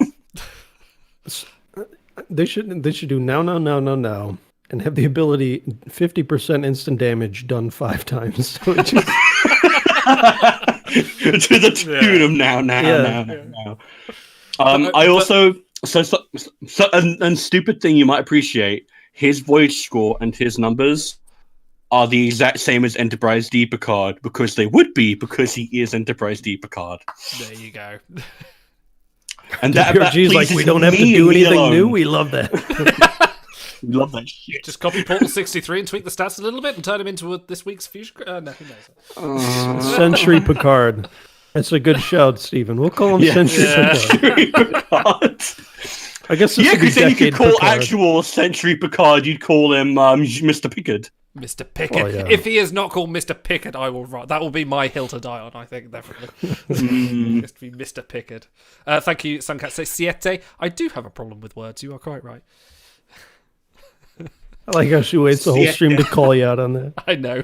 She knows it's going to come up every week anyway, so she doesn't have to wait this long. Yeah, usually. she couldn't rank in the event this week, so she had to call me out. I did. I think I got ranked 30,000 or whatever the fuck it was. And bringing back the brat trait. Oh, yeah. I feel like it's appropriate. Like, I feel like you have to. I'm still angry they cut that. There's so many brats you could have in this game. All the Wesleys. Now, shouldn't he have command? Because he basically gives instructions to all the little ones and sets the plan in motion, right? Now, you see, I was thinking that, but then I saw that scene where he's in the nursery with all the other kids, and he's trying to get the computer to do what he wants, and it's like, do you know how to spell Enterprise? And he's losing his rank. Bloody thing. And so the other de-aged crew have to be like, calm down, Jean-Luc. I feel like, you know what, that's not a man in command. He said, do you know how to spell the word Enterprise? He's like, for the last time, I said no. Do you want some apple slices? No! I mean, yes, but not now. So, should they just release a bunch of these Rascal crew as like low rarity crew for the whole? That'd be cool. I'd enjoy that. I feel like you could do it during a mega. Yeah, you I was could going to do say, doing a A mega new every one week. each week? Yeah, that'd be cool. Well, If they can get the rights. yeah. If you did, like, say, like a temporal agent mega or whatever, you could have it, and then it's like, look, they're all the DH crew. I feel like that'd be a fun little thematic thing. Now, was Temporal the actor agent. was the actor also not Picard's nephew as well? Renee. Renee, yeah. Yes, he is. Yeah. He's actually a bit of a beanpole if you go back and watch it. They clearly cast him in Family, and he was like appropriate child size, and then it's like only a year or two later, and he's freaking shot up in height, like he's a full foot taller, and they're like, "Oh, you're a bit taller than everyone else," and he's just like, "Well, this is the age. This is what I am." Kids tend to do that. I just want to see if he's still Bizarrely. acting. Let's have a look. Renee Picard. Okay, there's a few Renee Picards on IMDb. I just want to see if he's Renee. Renee. Rennie Pickard. Hang on, Rennie Pickard. Hang on. Let me look What up. one? This Rennie Pickard. What's it called? Rascals. Let's see if he's still working. Live IMDb. Here we go. Appearing in Star Trek Picard season 2. Yeah. Can you imagine? Oh, he's still. Well, last time he worked was 2017, so he's been doing bits and pieces over time. So he had some work. I wonder if that all came from him on his resume that he worked on Star Trek. Oh, stars! He was in the Bill. For fuck's sake, really? In 2006, Wow. he was in the Bill. There you go. Incredible. All right, Incredible. David Birkin, if anyone wants to know who the actor is. All right, let's move on. Next one. Artist Wayun. I love this moment because it's such a really like bit of tragic world building about the Vorta that they have incredible hearing, I think it is, but their vision is like god awful because like the changelings decide they don't need it, so they have no sense of aesthetics. And he's like staring at Zial's art, and he's like, "Is it any good?" And Kira's just staring at him like he's a weird freakazoid because he's Wayun. And I feel like, you know what, he's in a bit of a fragile emotional state right now, so I figured he was a bit of a common would be, I think, fair. Just a shout out, just put that thought that just went through my head just now. It's just like comparing Wayun to Shran and just how very different those characters are. Just how good Jeffrey Combs is. Combs. Yeah, Yes. said that right. Not Combs. I'm getting really self-conscious about this now. Combs. Yeah. Well, that's it. You see it in England. You see COMBS is a comb. In England, Well, it says Jeffrey Combe, but you know, not that I have much How hair to use does a comb with. Jeffrey Combs pronounce it? Well, What does he know anyway? what does he know? He's not British. Yes, Paul Need, I do believe this is Wayun 5 before the neck snapping incident.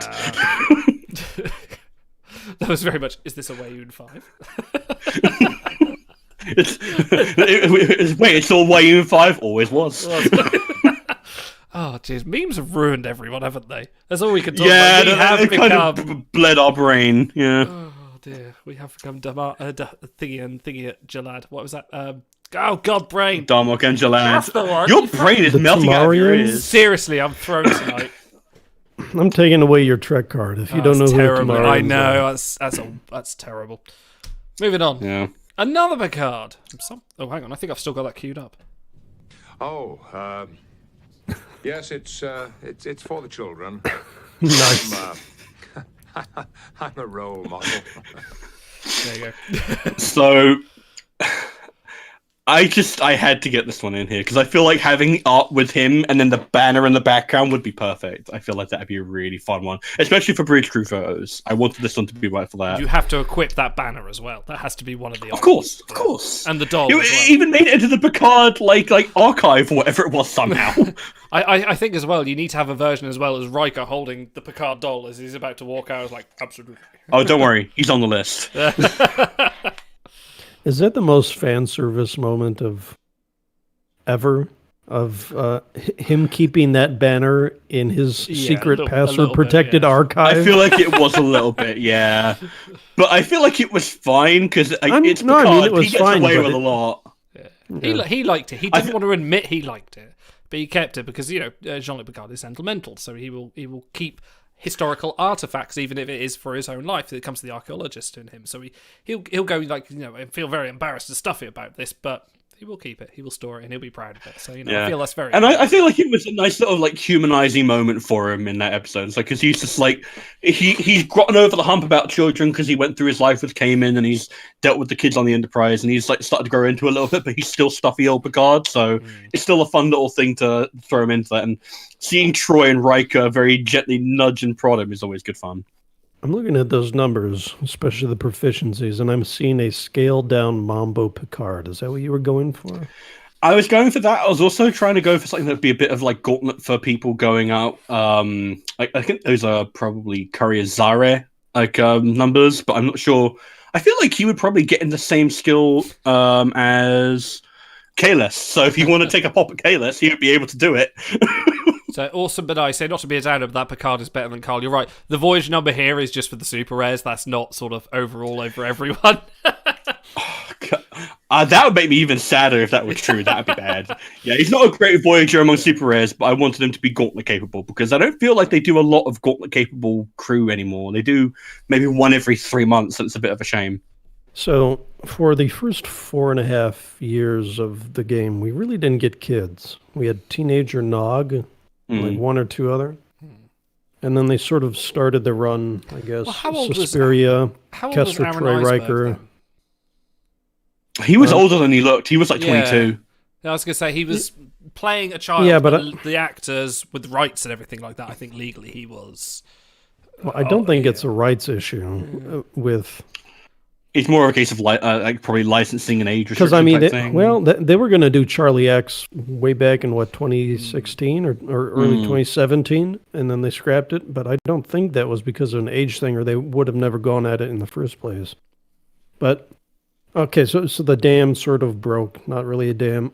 I would like to see a child-focused Mega because they just haven't done a lot of them, and you have the 3 that he's trapped in the elevator with. For Disaster, and you have the whole Rascals. Can we sing The Laughing Vulcan and His Dog? I don't know that one.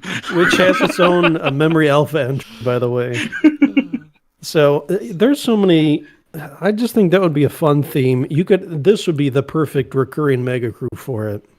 You could even do the banner in the background of him standing there smiling. That would be, for once, we wouldn't have a shitty 1-episode villain that no one remembers as the mega crew, and we could actually have someone that we like. Yeah, if you scaled them up and made them appropriate for a gold, I could easily see this being a gold. I just figured it'd be nice to just, in my WRG headcanoniness, I was like, let's give something to the free-to-play. I mean, you could have... You could have Midwife Worf come back in that event as a recurring. That would fit in with the theme. You could have a new card out of her element, Troy. Bossy Rolaren. There's the wealth of opportunity. You could also bring back. You could also have a Dark Page Loxana, because I feel like that's the one Loxana variant we don't have yet. Actually, and cool. that's a really good episode. I'd love to have her back, and Ian Troy as well. You like that episode, huh? That's a good one. I find it really emotional, and my friend Katie, who I took through TNG, she almost cried during that episode. It was really emotional for her. It's quite it hits on different levels. It's quite a good one. I feel like it hits very differently depending on if you have children or not, and how well you empathize with that kind of situation, because it's pretty tragic what they went through. No, you know what? This one is good. What's the one I'm thinking? There's a different. You're thinking of an imaginary friend, aren't you? No, it's not that one. There's a different Troy mental thing. Cost of living? No, not the it's one where that she's on DS9 and makes everyone horny. No, I said bad episode, not greatest of all time. Yeah, you know, we could get Kirsten Dunst in the game. That'd be another good kid character. Wait, so the DS9 episode where she can't control her emotions and makes everyone horny, they need to redo that. That's we always whine about. Oh, they always reuse storylines. They've done a million mirror episodes. Why can't they do that episode on every series? I want to see like. I have to admit, I would love to see Discovery do a space holy episode. That would be legitimately great. They did the Naked Now in TOS and TNG, so I mean, Saru why hooks not? up with Pollard. Yeah, why not? I'll ship it. Now you're just doing your fanfics right now. And then wait, Good times. Actually, I'm surprised like if there one isn't of the- already. Sorry, go on. one of the crew members is going to be in the back, and you see him, with like their arms around themselves, pretending to make out, and then the camera pans around, and it's like, oh, it's Ensign Kim. He's just standing there in the corner, like pretending to make out with someone, and. He couldn't even make it with one of the Delaney sisters. What a chump! Hey, I think Kim had his fair share of exploits throughout Voyager. I think he was... They all ended badly, though, really badly. Oh yeah, they never lasted, but he certainly. There was always the thing about if you ever listen to the Voyager podcast done with Robert Duncan McNeil and Garrett Wang, The Dildo Flies, that's the one. I can't remember anything tonight. They actually talk about how Harry Kim has got no game, but they say that so often. I think he gets a fair bit. He's just not very good. And Kirk was a reluctant lover. Yeah, so I wouldn't trust what they have to say. No, that's true. He had more girlfriends probably than Tuvok and Tom combined. Well, Tuvok doesn't count. Like, he was married. Tuvok, that didn't stop him from having girlfriends. Like, remember Lena Headey, in Gravity? She was really into him. That's true. That was a great one. And then the one where the hologram reaches out to them, and it's a competition between him and Harry, and she goes for Tuvok and Sid. I love that that's become the meme. Are you two friends? Yes. No. Yeah. I've seen that all over the place. I love that. Yeah. Whenever you see a Trek moment become a meme, I always get a little bit of a heart flutter, and I'm like, good. All right, let's move this on. What are we talking about? We're talking about Picard. Mira Cork. I want this crew. This is definitely of that episode. A good one. Yeah, no, we're actually still missing enough Mirror Crew. You could very easily make a mega out of all of it. And I feel like him being just a stand-up guy, like an actual just a good guy, was like a nice little... It was because Mirror Universe is basically just an excuse for everyone to vamp and act all camp and weird and over emote. But I feel like Armin Shimmerman did a really good job of just playing what Quark would actually be like in the situation, where he's just I'm just gonna keep it low. He doesn't wear his usual bright, incredible Ferengi colors. He's just very subdued and trying to do his thing, and then he gets fucking killed for it because that's the way the universe is. Did they keep the bartender trait in? Did that stay? Yes. Yeah. They did. That's interesting. Yeah, how else would we give Guinan 5,065% gauntlets? Oh, that's true. That's the point. Yeah, I think she's the only Warren. ones, and Quark. Yeah, her and Quark are the only ones, I think. Yeah. No, Still need Michael bartender Sullivan. data. Oh, yeah. Hold Who on, could forget that powerhouse? I think we have a few. Dabo Girl Lita, Oh, really? bartender Tuvok, and then Guinan and Quark. Okay, fair enough. Mega incoming, then. I'm trying to think of, off the top of my head, how they have mirrors for humanity, usually in the form of a alien, like Spock was sort of that for TOS. Maybe it's because I watched TSN recently. I think Quark might have been the best mirror for humanity throughout all the shows. Because they don't, I mean, they do the comedy and stuff with him, but it's not focused on, it's not like Bones and Kirk laughing at Spock on the bridge and making him the butt of jokes or whatever. It's always like when he steps in, you know, like when he's talking to his nephew about Federation creature comforts, and you take them away and they're as nasty as the meanest Klingon. Or when he's talking with Garrick about root beer and how insidious it is. The insidiousness of the Federation, yeah. Armin Sherman is fantastic, and they wrote him in those moments to be fantastic. I think he might be my favorite in terms of Mirror on Humanity crew in all of Trek. Because there's one in every series, like you get like 7 of 9 in the Doctor, and you get the various different ones. And like in DS9, I guess Doc really would have been close. Because DS9, I feel like Odo also kind of fulfills that role because he's the outsider looking in, whereas Quark is a bit more of the fold. But you both... human. Is he an Ent now? Well, he audibly harumphed many times. I feel like having Quark and Odo fight over each other and like be like in conflict, and they're both kind of mirrors of humanity, I think really worked to DS9's favor because they have such good chemistry, those two. So, all right, so chat, who is, because you guys always take us to school on this stuff. Who's your favorite Mirror crew not in the game yet? And the other one that comes to mind would be Mirror Brunt, who sort of saves them in season 7. Yeah. He's actually a nice guy. And then Rom, like, his head explodes because he's like, in the Mirror universe, he would have to be nice because he's mean in the regular one, but then he would not do that. And, I don't know. And it's like... It's a bit of a Looney Tunes moment, that one. And then Nog is a dickbag. Nog is an asshole. I thought that was always a bit of a really rough one. There's Mirror Odo as well, isn't there? Because he doesn't really do a lot until he gets blown up. Yeah. I feel like that'd be really cool art, though, of him, like, because just before he gets blown up, he's in that really deep shadow, and he's got that really dynamic pose. I feel like that'd be a just mid-explosion frame when he's just there. Exploded Mirror Odo. Half exploded, half not. I feel like that'd be cool. Give him the desperate trait because he's desperate not to get exploded. Did we get all the TOS crew? I think we have. Right? Because we got Scotty and McCoy recently. No, what's her name? Marla McGee? No, not Marla. Oh, Marlena Moreau. Marlena, that's the one, yeah. We haven't got her. The other MM name. Okay, but I know in terms of main cast. And women that love there's probably a handful, yeah? Yeah, I feel like we've got all the TS ones, but still plenty of TNG ones we've got. Because we haven't got Riker, we haven't got Barclay, we haven't got Yar. Oh, from the comic. Well, because we got the other comic ones. It makes sense to Wesley out this with his one. spiky hair. Yeah, exactly. Evil Wesley. Like Seth Green. We could get Mirror Tuvok. We could get 2 versions of him because there's the one you actually see in DS9, and then there's the comic version, which is different.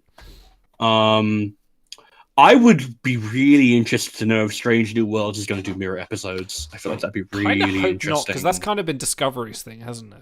I think it's in the contract that they're required to do at least one. But this kind of, I think where they did it with Discovery, and everyone was thinking, it's a bit too close to the original series, and they managed to skirt around it quite well. But I think doing it in Strange New Worlds, I feel like Discovery kind of did it the best way, like of all of the Treks, because it took it seriously and actually made you think about things. Whereas TOS kind of did it to that point, but after that, it kind of became a bit. I was always impressed they talked about. I was always impressed they talked about the Defiant in that as well. You know, tying up that loose end from Enterprise and from the original series, and then back in Discovery, it's like, they based their designs on, this and that. That was always quite a cool nod. But I think Strange New Worlds, with it actually being the Enterprise, is a little bit too close. But well, the thing is, Pike already knows about the Mirror Universe because he gives Giorgio that little nudge and wink. So if you kept it confined to him, I feel like that'd be fine. But yeah, thank you, Paul Need, as our only viewer still awake, for chiming in with your favorite Mirror crew. All right, who's up next? Because we can't spend this long on Mirror Quark. Admiral Valdor. So this was a request of No Name Namer, actually, because he basically said, like, there's not enough good Romulans in the game. Could you mock up some decent ones? And he also asked for Mirror Quark, so I figured I'd oblige him because he does so much good work. And I wanted Valdor to be a bit of a beast because he's obviously well known and impressive enough that he got the ship class named after him, which is kind of why he's got the cultural figure trait. And I kind of just wanted him to be a little bit of everything, and he's a really decent antagonist, and you get a lot of good Romulan stuff in that episode, like the 3-parter. I feel like if we had gotten that Enterprise Season 5, if they had taken more of this tack with like the other Romulans, that Romulan war arc would have been fascinating. I feel like it would have been really cool. So who else was that actor? He was someone else, wasn't he? Yeah, he's got a very familiar face. I was in can't some remember other who else he TNG played. stuff. Oh, he was in some other. He was in Voyager, right? Brian Thompson. Yeah, he's been in another. He was Clag. He was Inglatu. He there was you go, Inglatu. Toman Torax. Yeah. He was a Klingon Helm. So he played a Jem'Hadar, a Klingon, and Inglatu, a Romulan, and another. That's not bad. He's been in a few things. I thought he had. All right, so when we do a timeline showdown for Squarest Jaw and Star Trek, I feel like the finals are going to come down to Valdor and Rondon, the guy who Wesley tried to insult at the Academy, who had the webbed fingers, and he was like he was a mega Chad. You remember that? It's a and shovel like, of a chin, yeah. You better back off. Yeah, I was looking for pictures of him, and I was like, "Wow, all of these you have either the most impressive or the most unfortunate chin ever because you just look like you have like a lantern stapled to your face." So it's impressive. Sure. I can't. I think he gave birth to Jay Leno, like directly. Right. This was one of. Do you guys remember what season this was? Season 4. Yeah. Okay, well, I guess that's why I like it. This was a good. What was it? Was it a two-parter or was it Three. longer? The arc. Because you've got the Romulan aspect, and then they go to Andoria to figure out that thing, and you get more Yeah, of and the the stuff about Anars Anar. and everything. Yeah. That was a really cool. I love that sequence. Of If course, we got Enterprise some. had been. Yeah, if Enterprise had been doing stuff like that from season 1 and just been like building all on like actually building toward the Federation instead of just recycling TNG and Voyager like things, I think people would like it a lot more. It's gonna knock them on their ass. Yeah. Okay, that's it. That's all. All right, move on. Okay, Decius, another Romulan. So I think this guy might actually be the first Romulan you ever see on screen. Does he appear before? I believe he does. I believe he actually does appear on screen Mark before Keras. Keras, Yes. that's the one.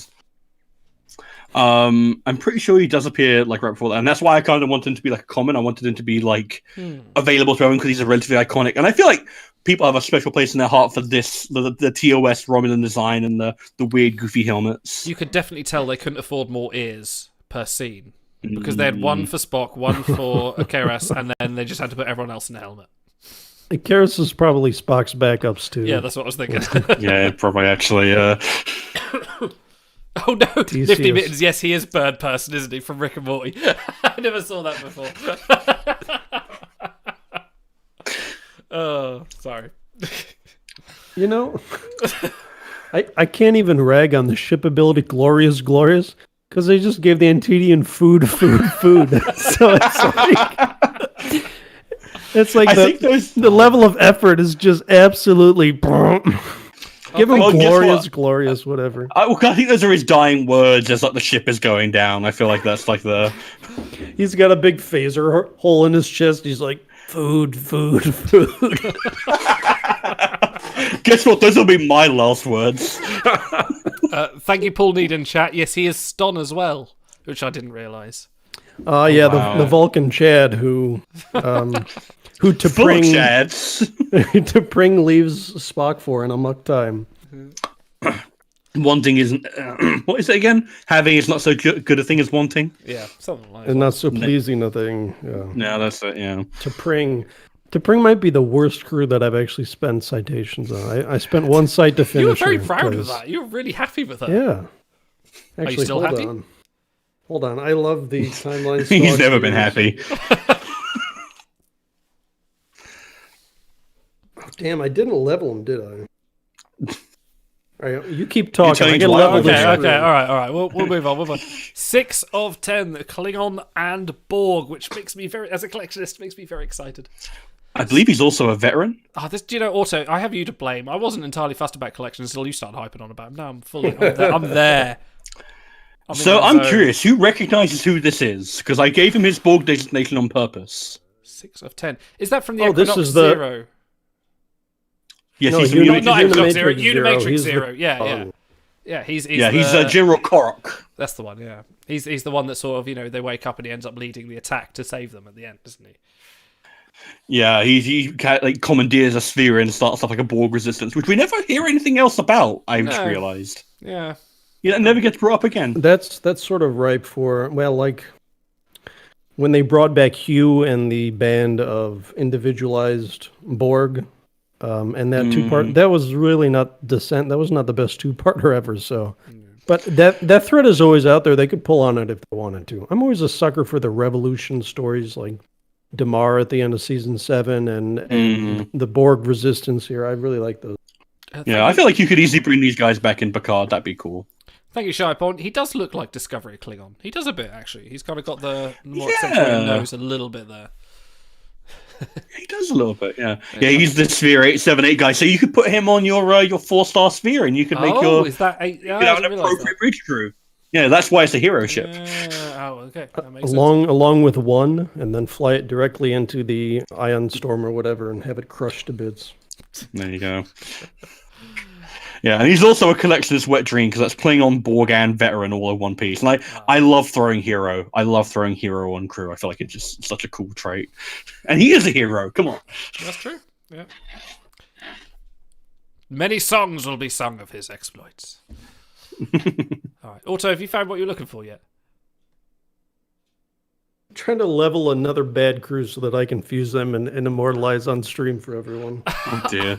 Apparently, it takes longer than I thought to level a crew. I'm waiting for you to need to use all your replications, and then you won't have enough to finish it, and you'll be like level 90. I tell you what, since I'm doing this now, chat can chime in on who they think this terrible crew is that I'm going to cite up to finish. Who are we just talking about? We're talking about Dacius, so should we play 20 questions on this? No. Oh. Is it Mayweather? He's not saying no. All right. Jade and Data. Oh, I so want this card. This would be very cool. I love this episode. This one I put in honor of Big, because Big is a massive Data fan. And I also think that like the visual of him with like the circuitry off his face, like it's so like 90s we have no budget, but I also think it just works. It's just cool.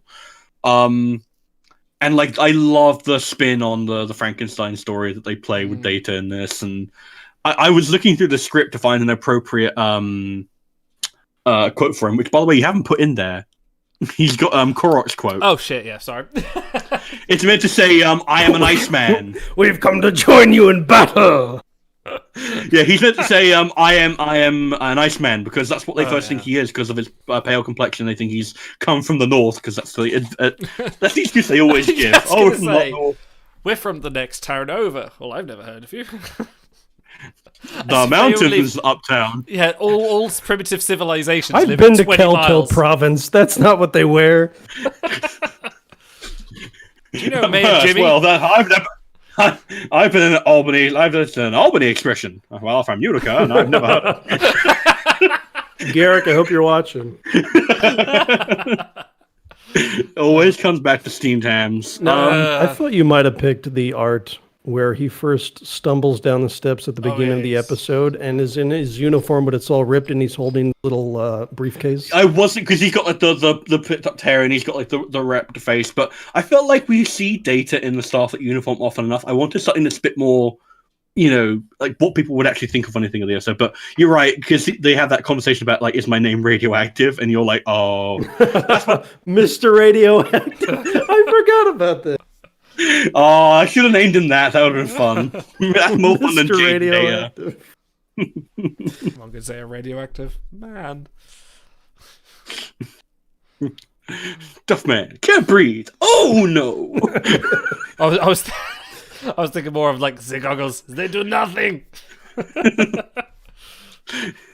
always comes back to Simpsons. Always. We'll have another bit on that at some point.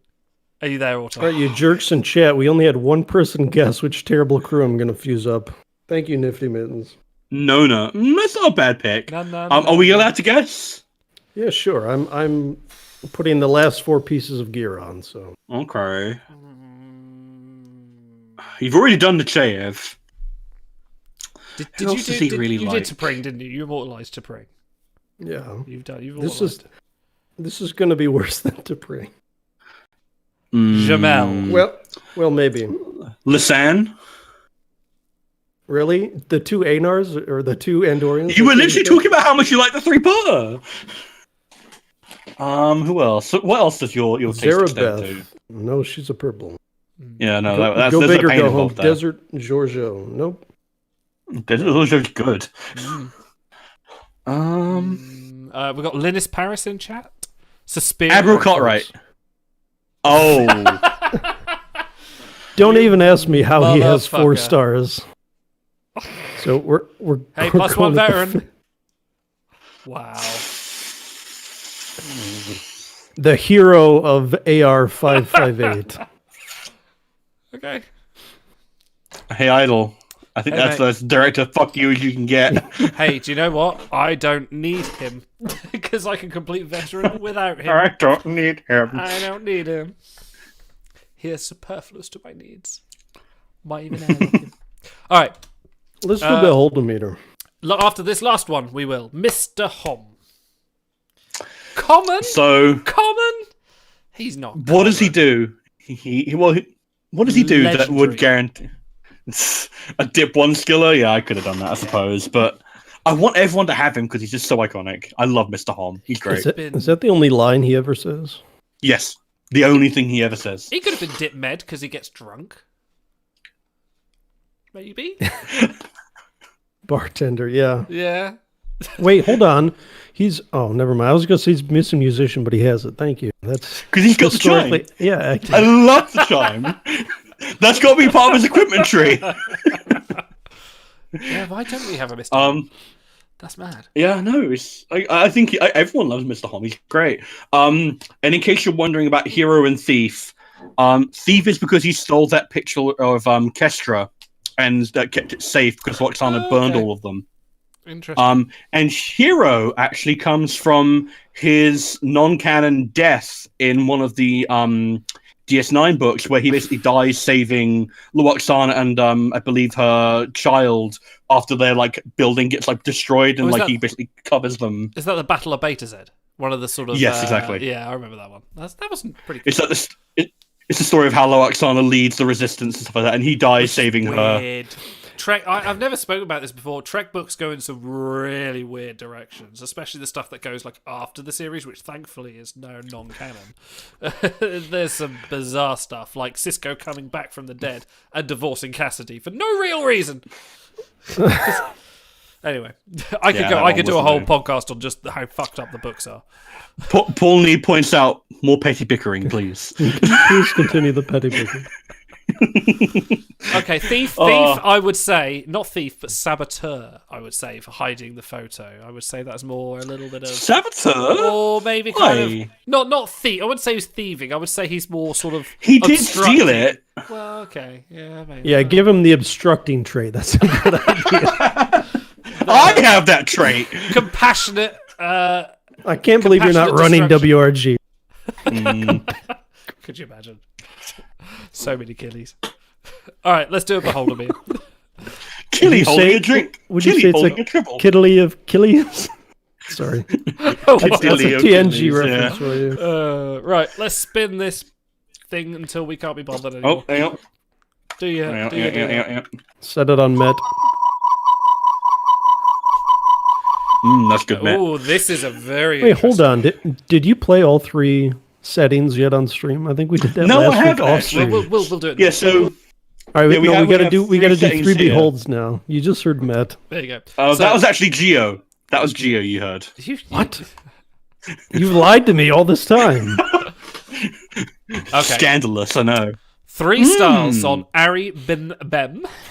No star. Robert Kaiser in chat just reminded us she had to Loxan had to let Mr. Home go because his thoughts were too sexual. I remember that. Give him the horn dog trait, right? Why not? Yeah. Romantic? Yeah, that would have Yeah, made sense. Actually, I forgot about that. So, Ari Bin Bem, 3 of 5. Mycelial Culver, 0-5. Or Bridge Officer number 105. This is tough. There This are is no the bad hard- choices There here. are 0 bad choices. No, I'm pretty sure Stellar Ice is back in class by now, but I wonder if she would go add the star here because there is a collection attached, and you save the crew slot. I would say that would be the wrong choice because you can add sites to Bem, you might never see any of the other two again, and they're both stunning. I think that like And Brave. And Brave. I feel like number one is pretty hard to retrieve, so I feel like that would have to go into your like estimations. I feel like Culber's probably got to be easy to retrieve. No, He actually, we were talking about him just a minute ago. He's when their portal update hits, he will be losing. He'll have 10 combos. He'll go down to 8. So it's not hard. He's not particularly too difficult. But yeah, I think your number one is still increasingly more difficult. Number one has one combination right now, and she is diplomacy base 43, Voyager 62. So I know we're all still have her frozen in time when she came out, and she was like Voyager 15, and she was really good, and we didn't have a lot of dip eng and all that stuff. But she's actually quite pedestrian these days. I think like it should be pretty good to get as a event crew, not someone to go in a 6-pack. But it's like she's not. I don't think she's a cornerstone anymore. She's more of a supplementary piece, and she's only kind of been ousted lately by the freebie Adira Tal. So Adira Tal was the triplet command dip eng. She sort of boosted her before she turned up, and EDF Adira as well. She was number one in that triplet, so she's still. Yeah, it would sort of depend what your dip eng is like, because I'm pretty sure what is it, EDF Adira is command dip eng, and then Towel is dip eng. So you would probably want both if you were going for this, but I feel like unless you're like me and you have a ton of dip eng crew like immortalized through like Ishan Che and Interface LaForge, I feel like she's still a decent strong pick, and there's also the possibility of event work down the road depending on what they do with Strange New Worlds. So there's no collection, there's dip primary, there's bad traits, and there's average stats. Yeah, well, average.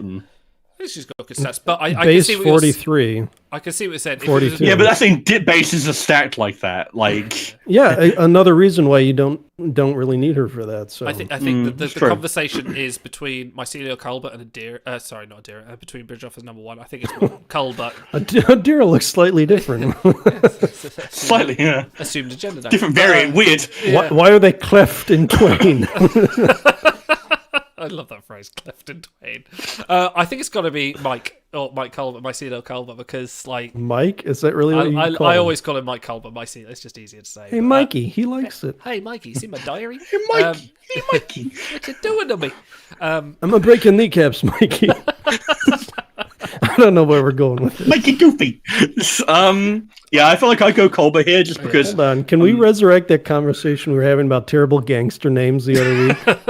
like Mr. Zemo and Frankie Two Eyes or No Eyes? Yeah, my cousin Mikey Culber. They call me Shroomy. He's working down at the docks. He wants to know if he can work in your establishment. That was a terrible accent. No, that was better than that was perfect. That was perfect. That was pitch perfect. All right, Shy Point, come save us. We need a real actor. Yeah, Big Book Live. That is basically what a Big Book discussion looks like. It's like a few lines of insightful discussion about the value of a crew, and then we go off onto a wild tangent about wild bullshit. Actually, we need Data and Joe Piscopo when he does the hands thing in the holodeck. Please hold my boom. We need comedian Data. I'd love that card. That would be great. Yeah, but not before we get gambler Data with the cowboy hat. Oh yeah. Can we? Yeah, I was gonna say, can we just have animated Riker just awkwardly just go Riker with the truck stick Riker? It's the best. Why? See, people say that episode's bad. It's not bad. It just doesn't. It's like entirely just fun. Just watch people be stupid for 45 minutes. It's weird, dude. It's a weird episode. It's a TOS episode, really. Yeah. Yeah, it really is. But I don't know, man. The whole like beaming down to a weird like green screen total void and then walking through the casino and then finding a dead guy and reading his journal. It's almost like one of those fever dream episodes, you know? Yeah, you're not wrong. But I do love just like so many little character moments, like Troy and Picard sitting in like his ready room, and she's visibly like zoning out and about to fall asleep, and they're just listening to it, reading it out, and she's like, "I need to leave." I feel like the only way it could have gotten weirder is like if they pull the script of this book. And Picard and Troy are reading it, and like as they read it, the things they say are happening to them on screen. Yeah. That would make it a full TOS episode, yeah. But yeah, it's Kolber. I would go Kolber here. I think probably Otto would as well, because I know he loves the art for this Kolber. Yeah, he's still worth having, and since you need infinity physicians, he's still one of the best. Johnny Tightlips, that's a good one. Where you stab, Johnny? Tell us. I ain't telling you nothing. All right. His pants are so tight you can count the change in his pocket. Oh. Rocky Two Toes.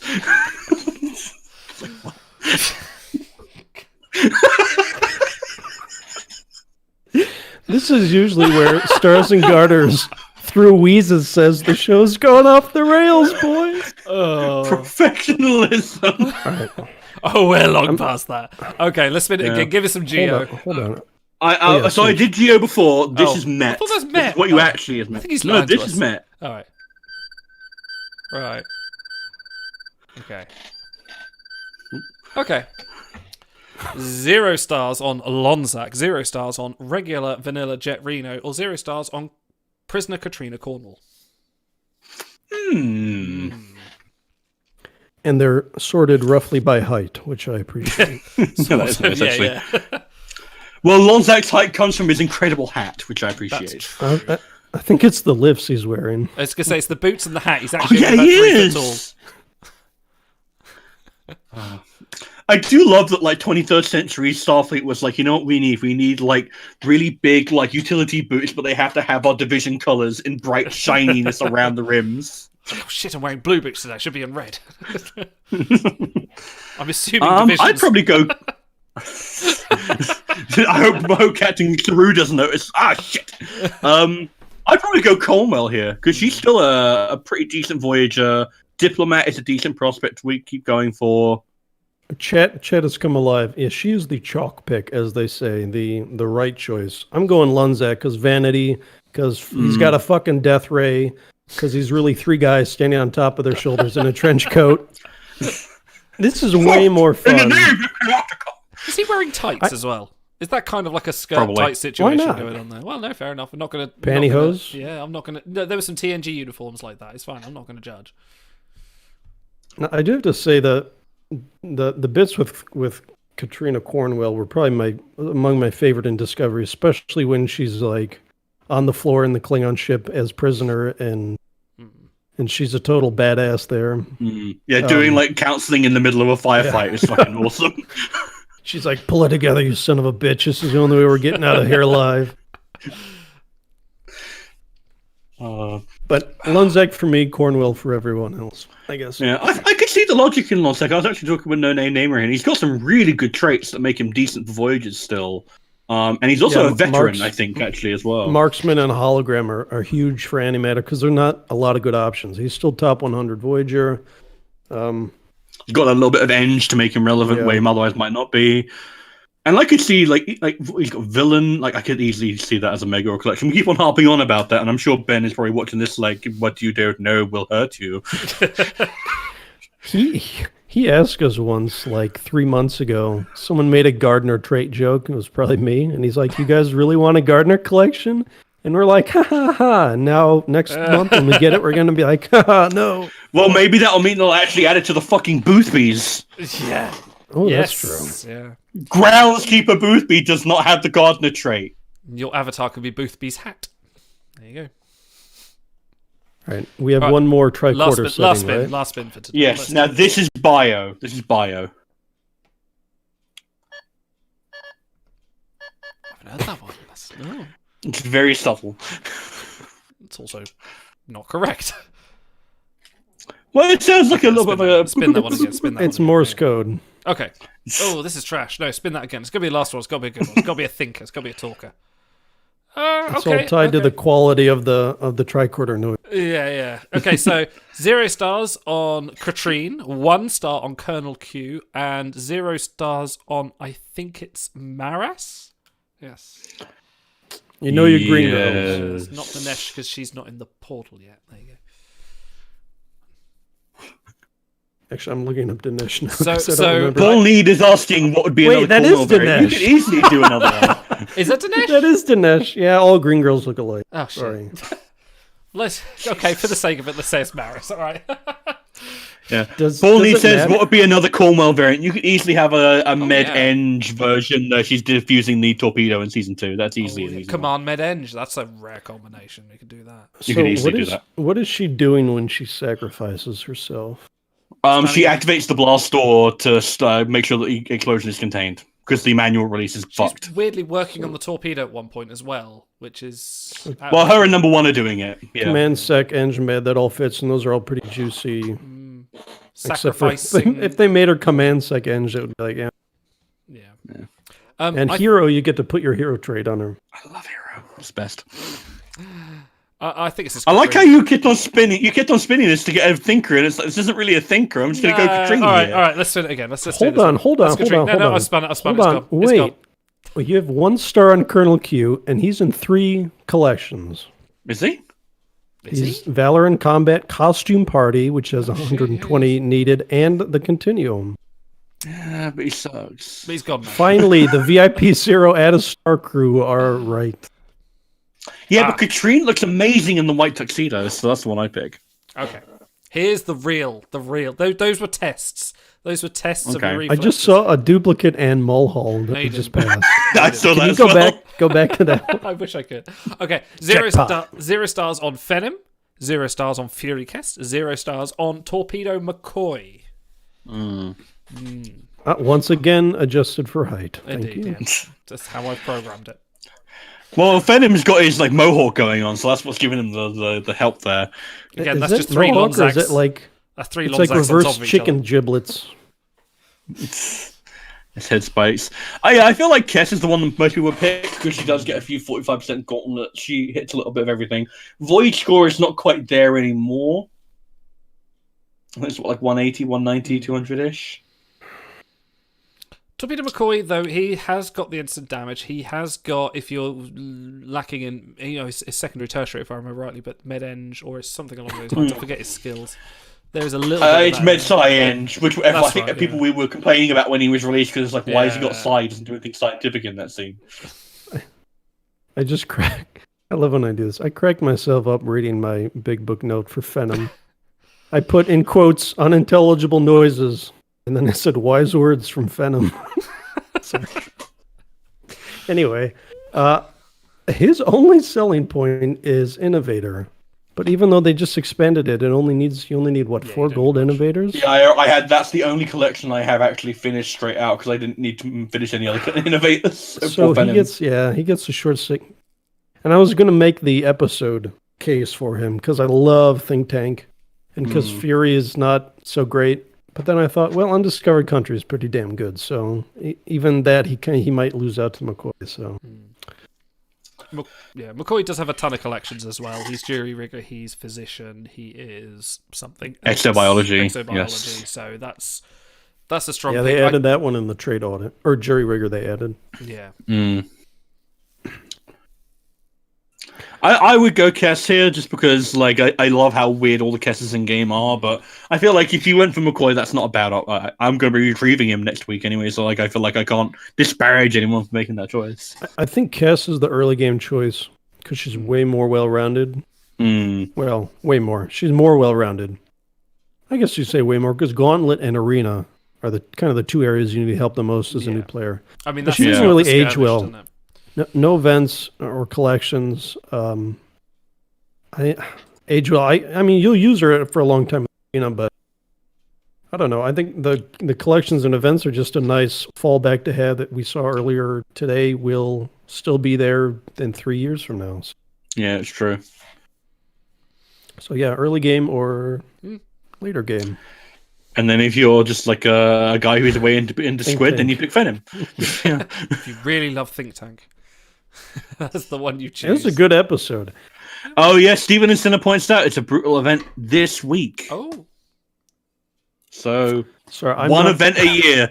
I'm actually not even playing the game anymore because I'm completely burnt out. So I don't know what's going on. I just come on and talk about the episodes, and then This is great. Guess what? That's what we want. We don't really talk about the game that much, aside from the odd minutiae here and there. We just talk about how. Apart from the old 10-minute rant about Discovery Season 3 characters. Yeah, but CAAARL!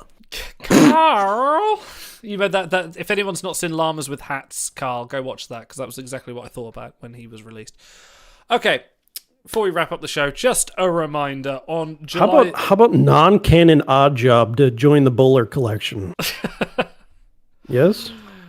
He'd have to be like a one skill a sec. I feel like he'd have to be like a massive like sec base. Would you get the action shot of him throwing it, or do you just have him standing there looking menacing? I would have it with the action shot, and the hat is just leaving his hand, so it's like suspended in midair. I feel like that'd be the perfect. Yeah. Wait, but what if they set up a iron-rimmed bowler hat, a TR-118 rifle, where he actually fires the bowler from the gun and it gets transported through the titanium door to Bond on the other side, and rematerializes a rifle so that it's like replicates bowler hat with iron rim, transport exographic targeting scanner so you can see through walls. Perfect crime. No one will see it coming. Somewhere there are odd-shaped melons exploding in wardrooms. All those statues destroyed for no reason. All right. Now you can plug the WRG. Now I'm thinking about like that melon that they use. It's like it's a purple one because it's got to be an alien one. I'm just thinking of that Simpsons bit where Homer buys a square melon. He's like, "Oh, really proud of it," and then it just flexes and turns back into a normal melon.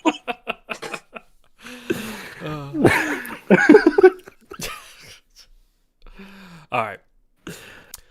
July the 9th.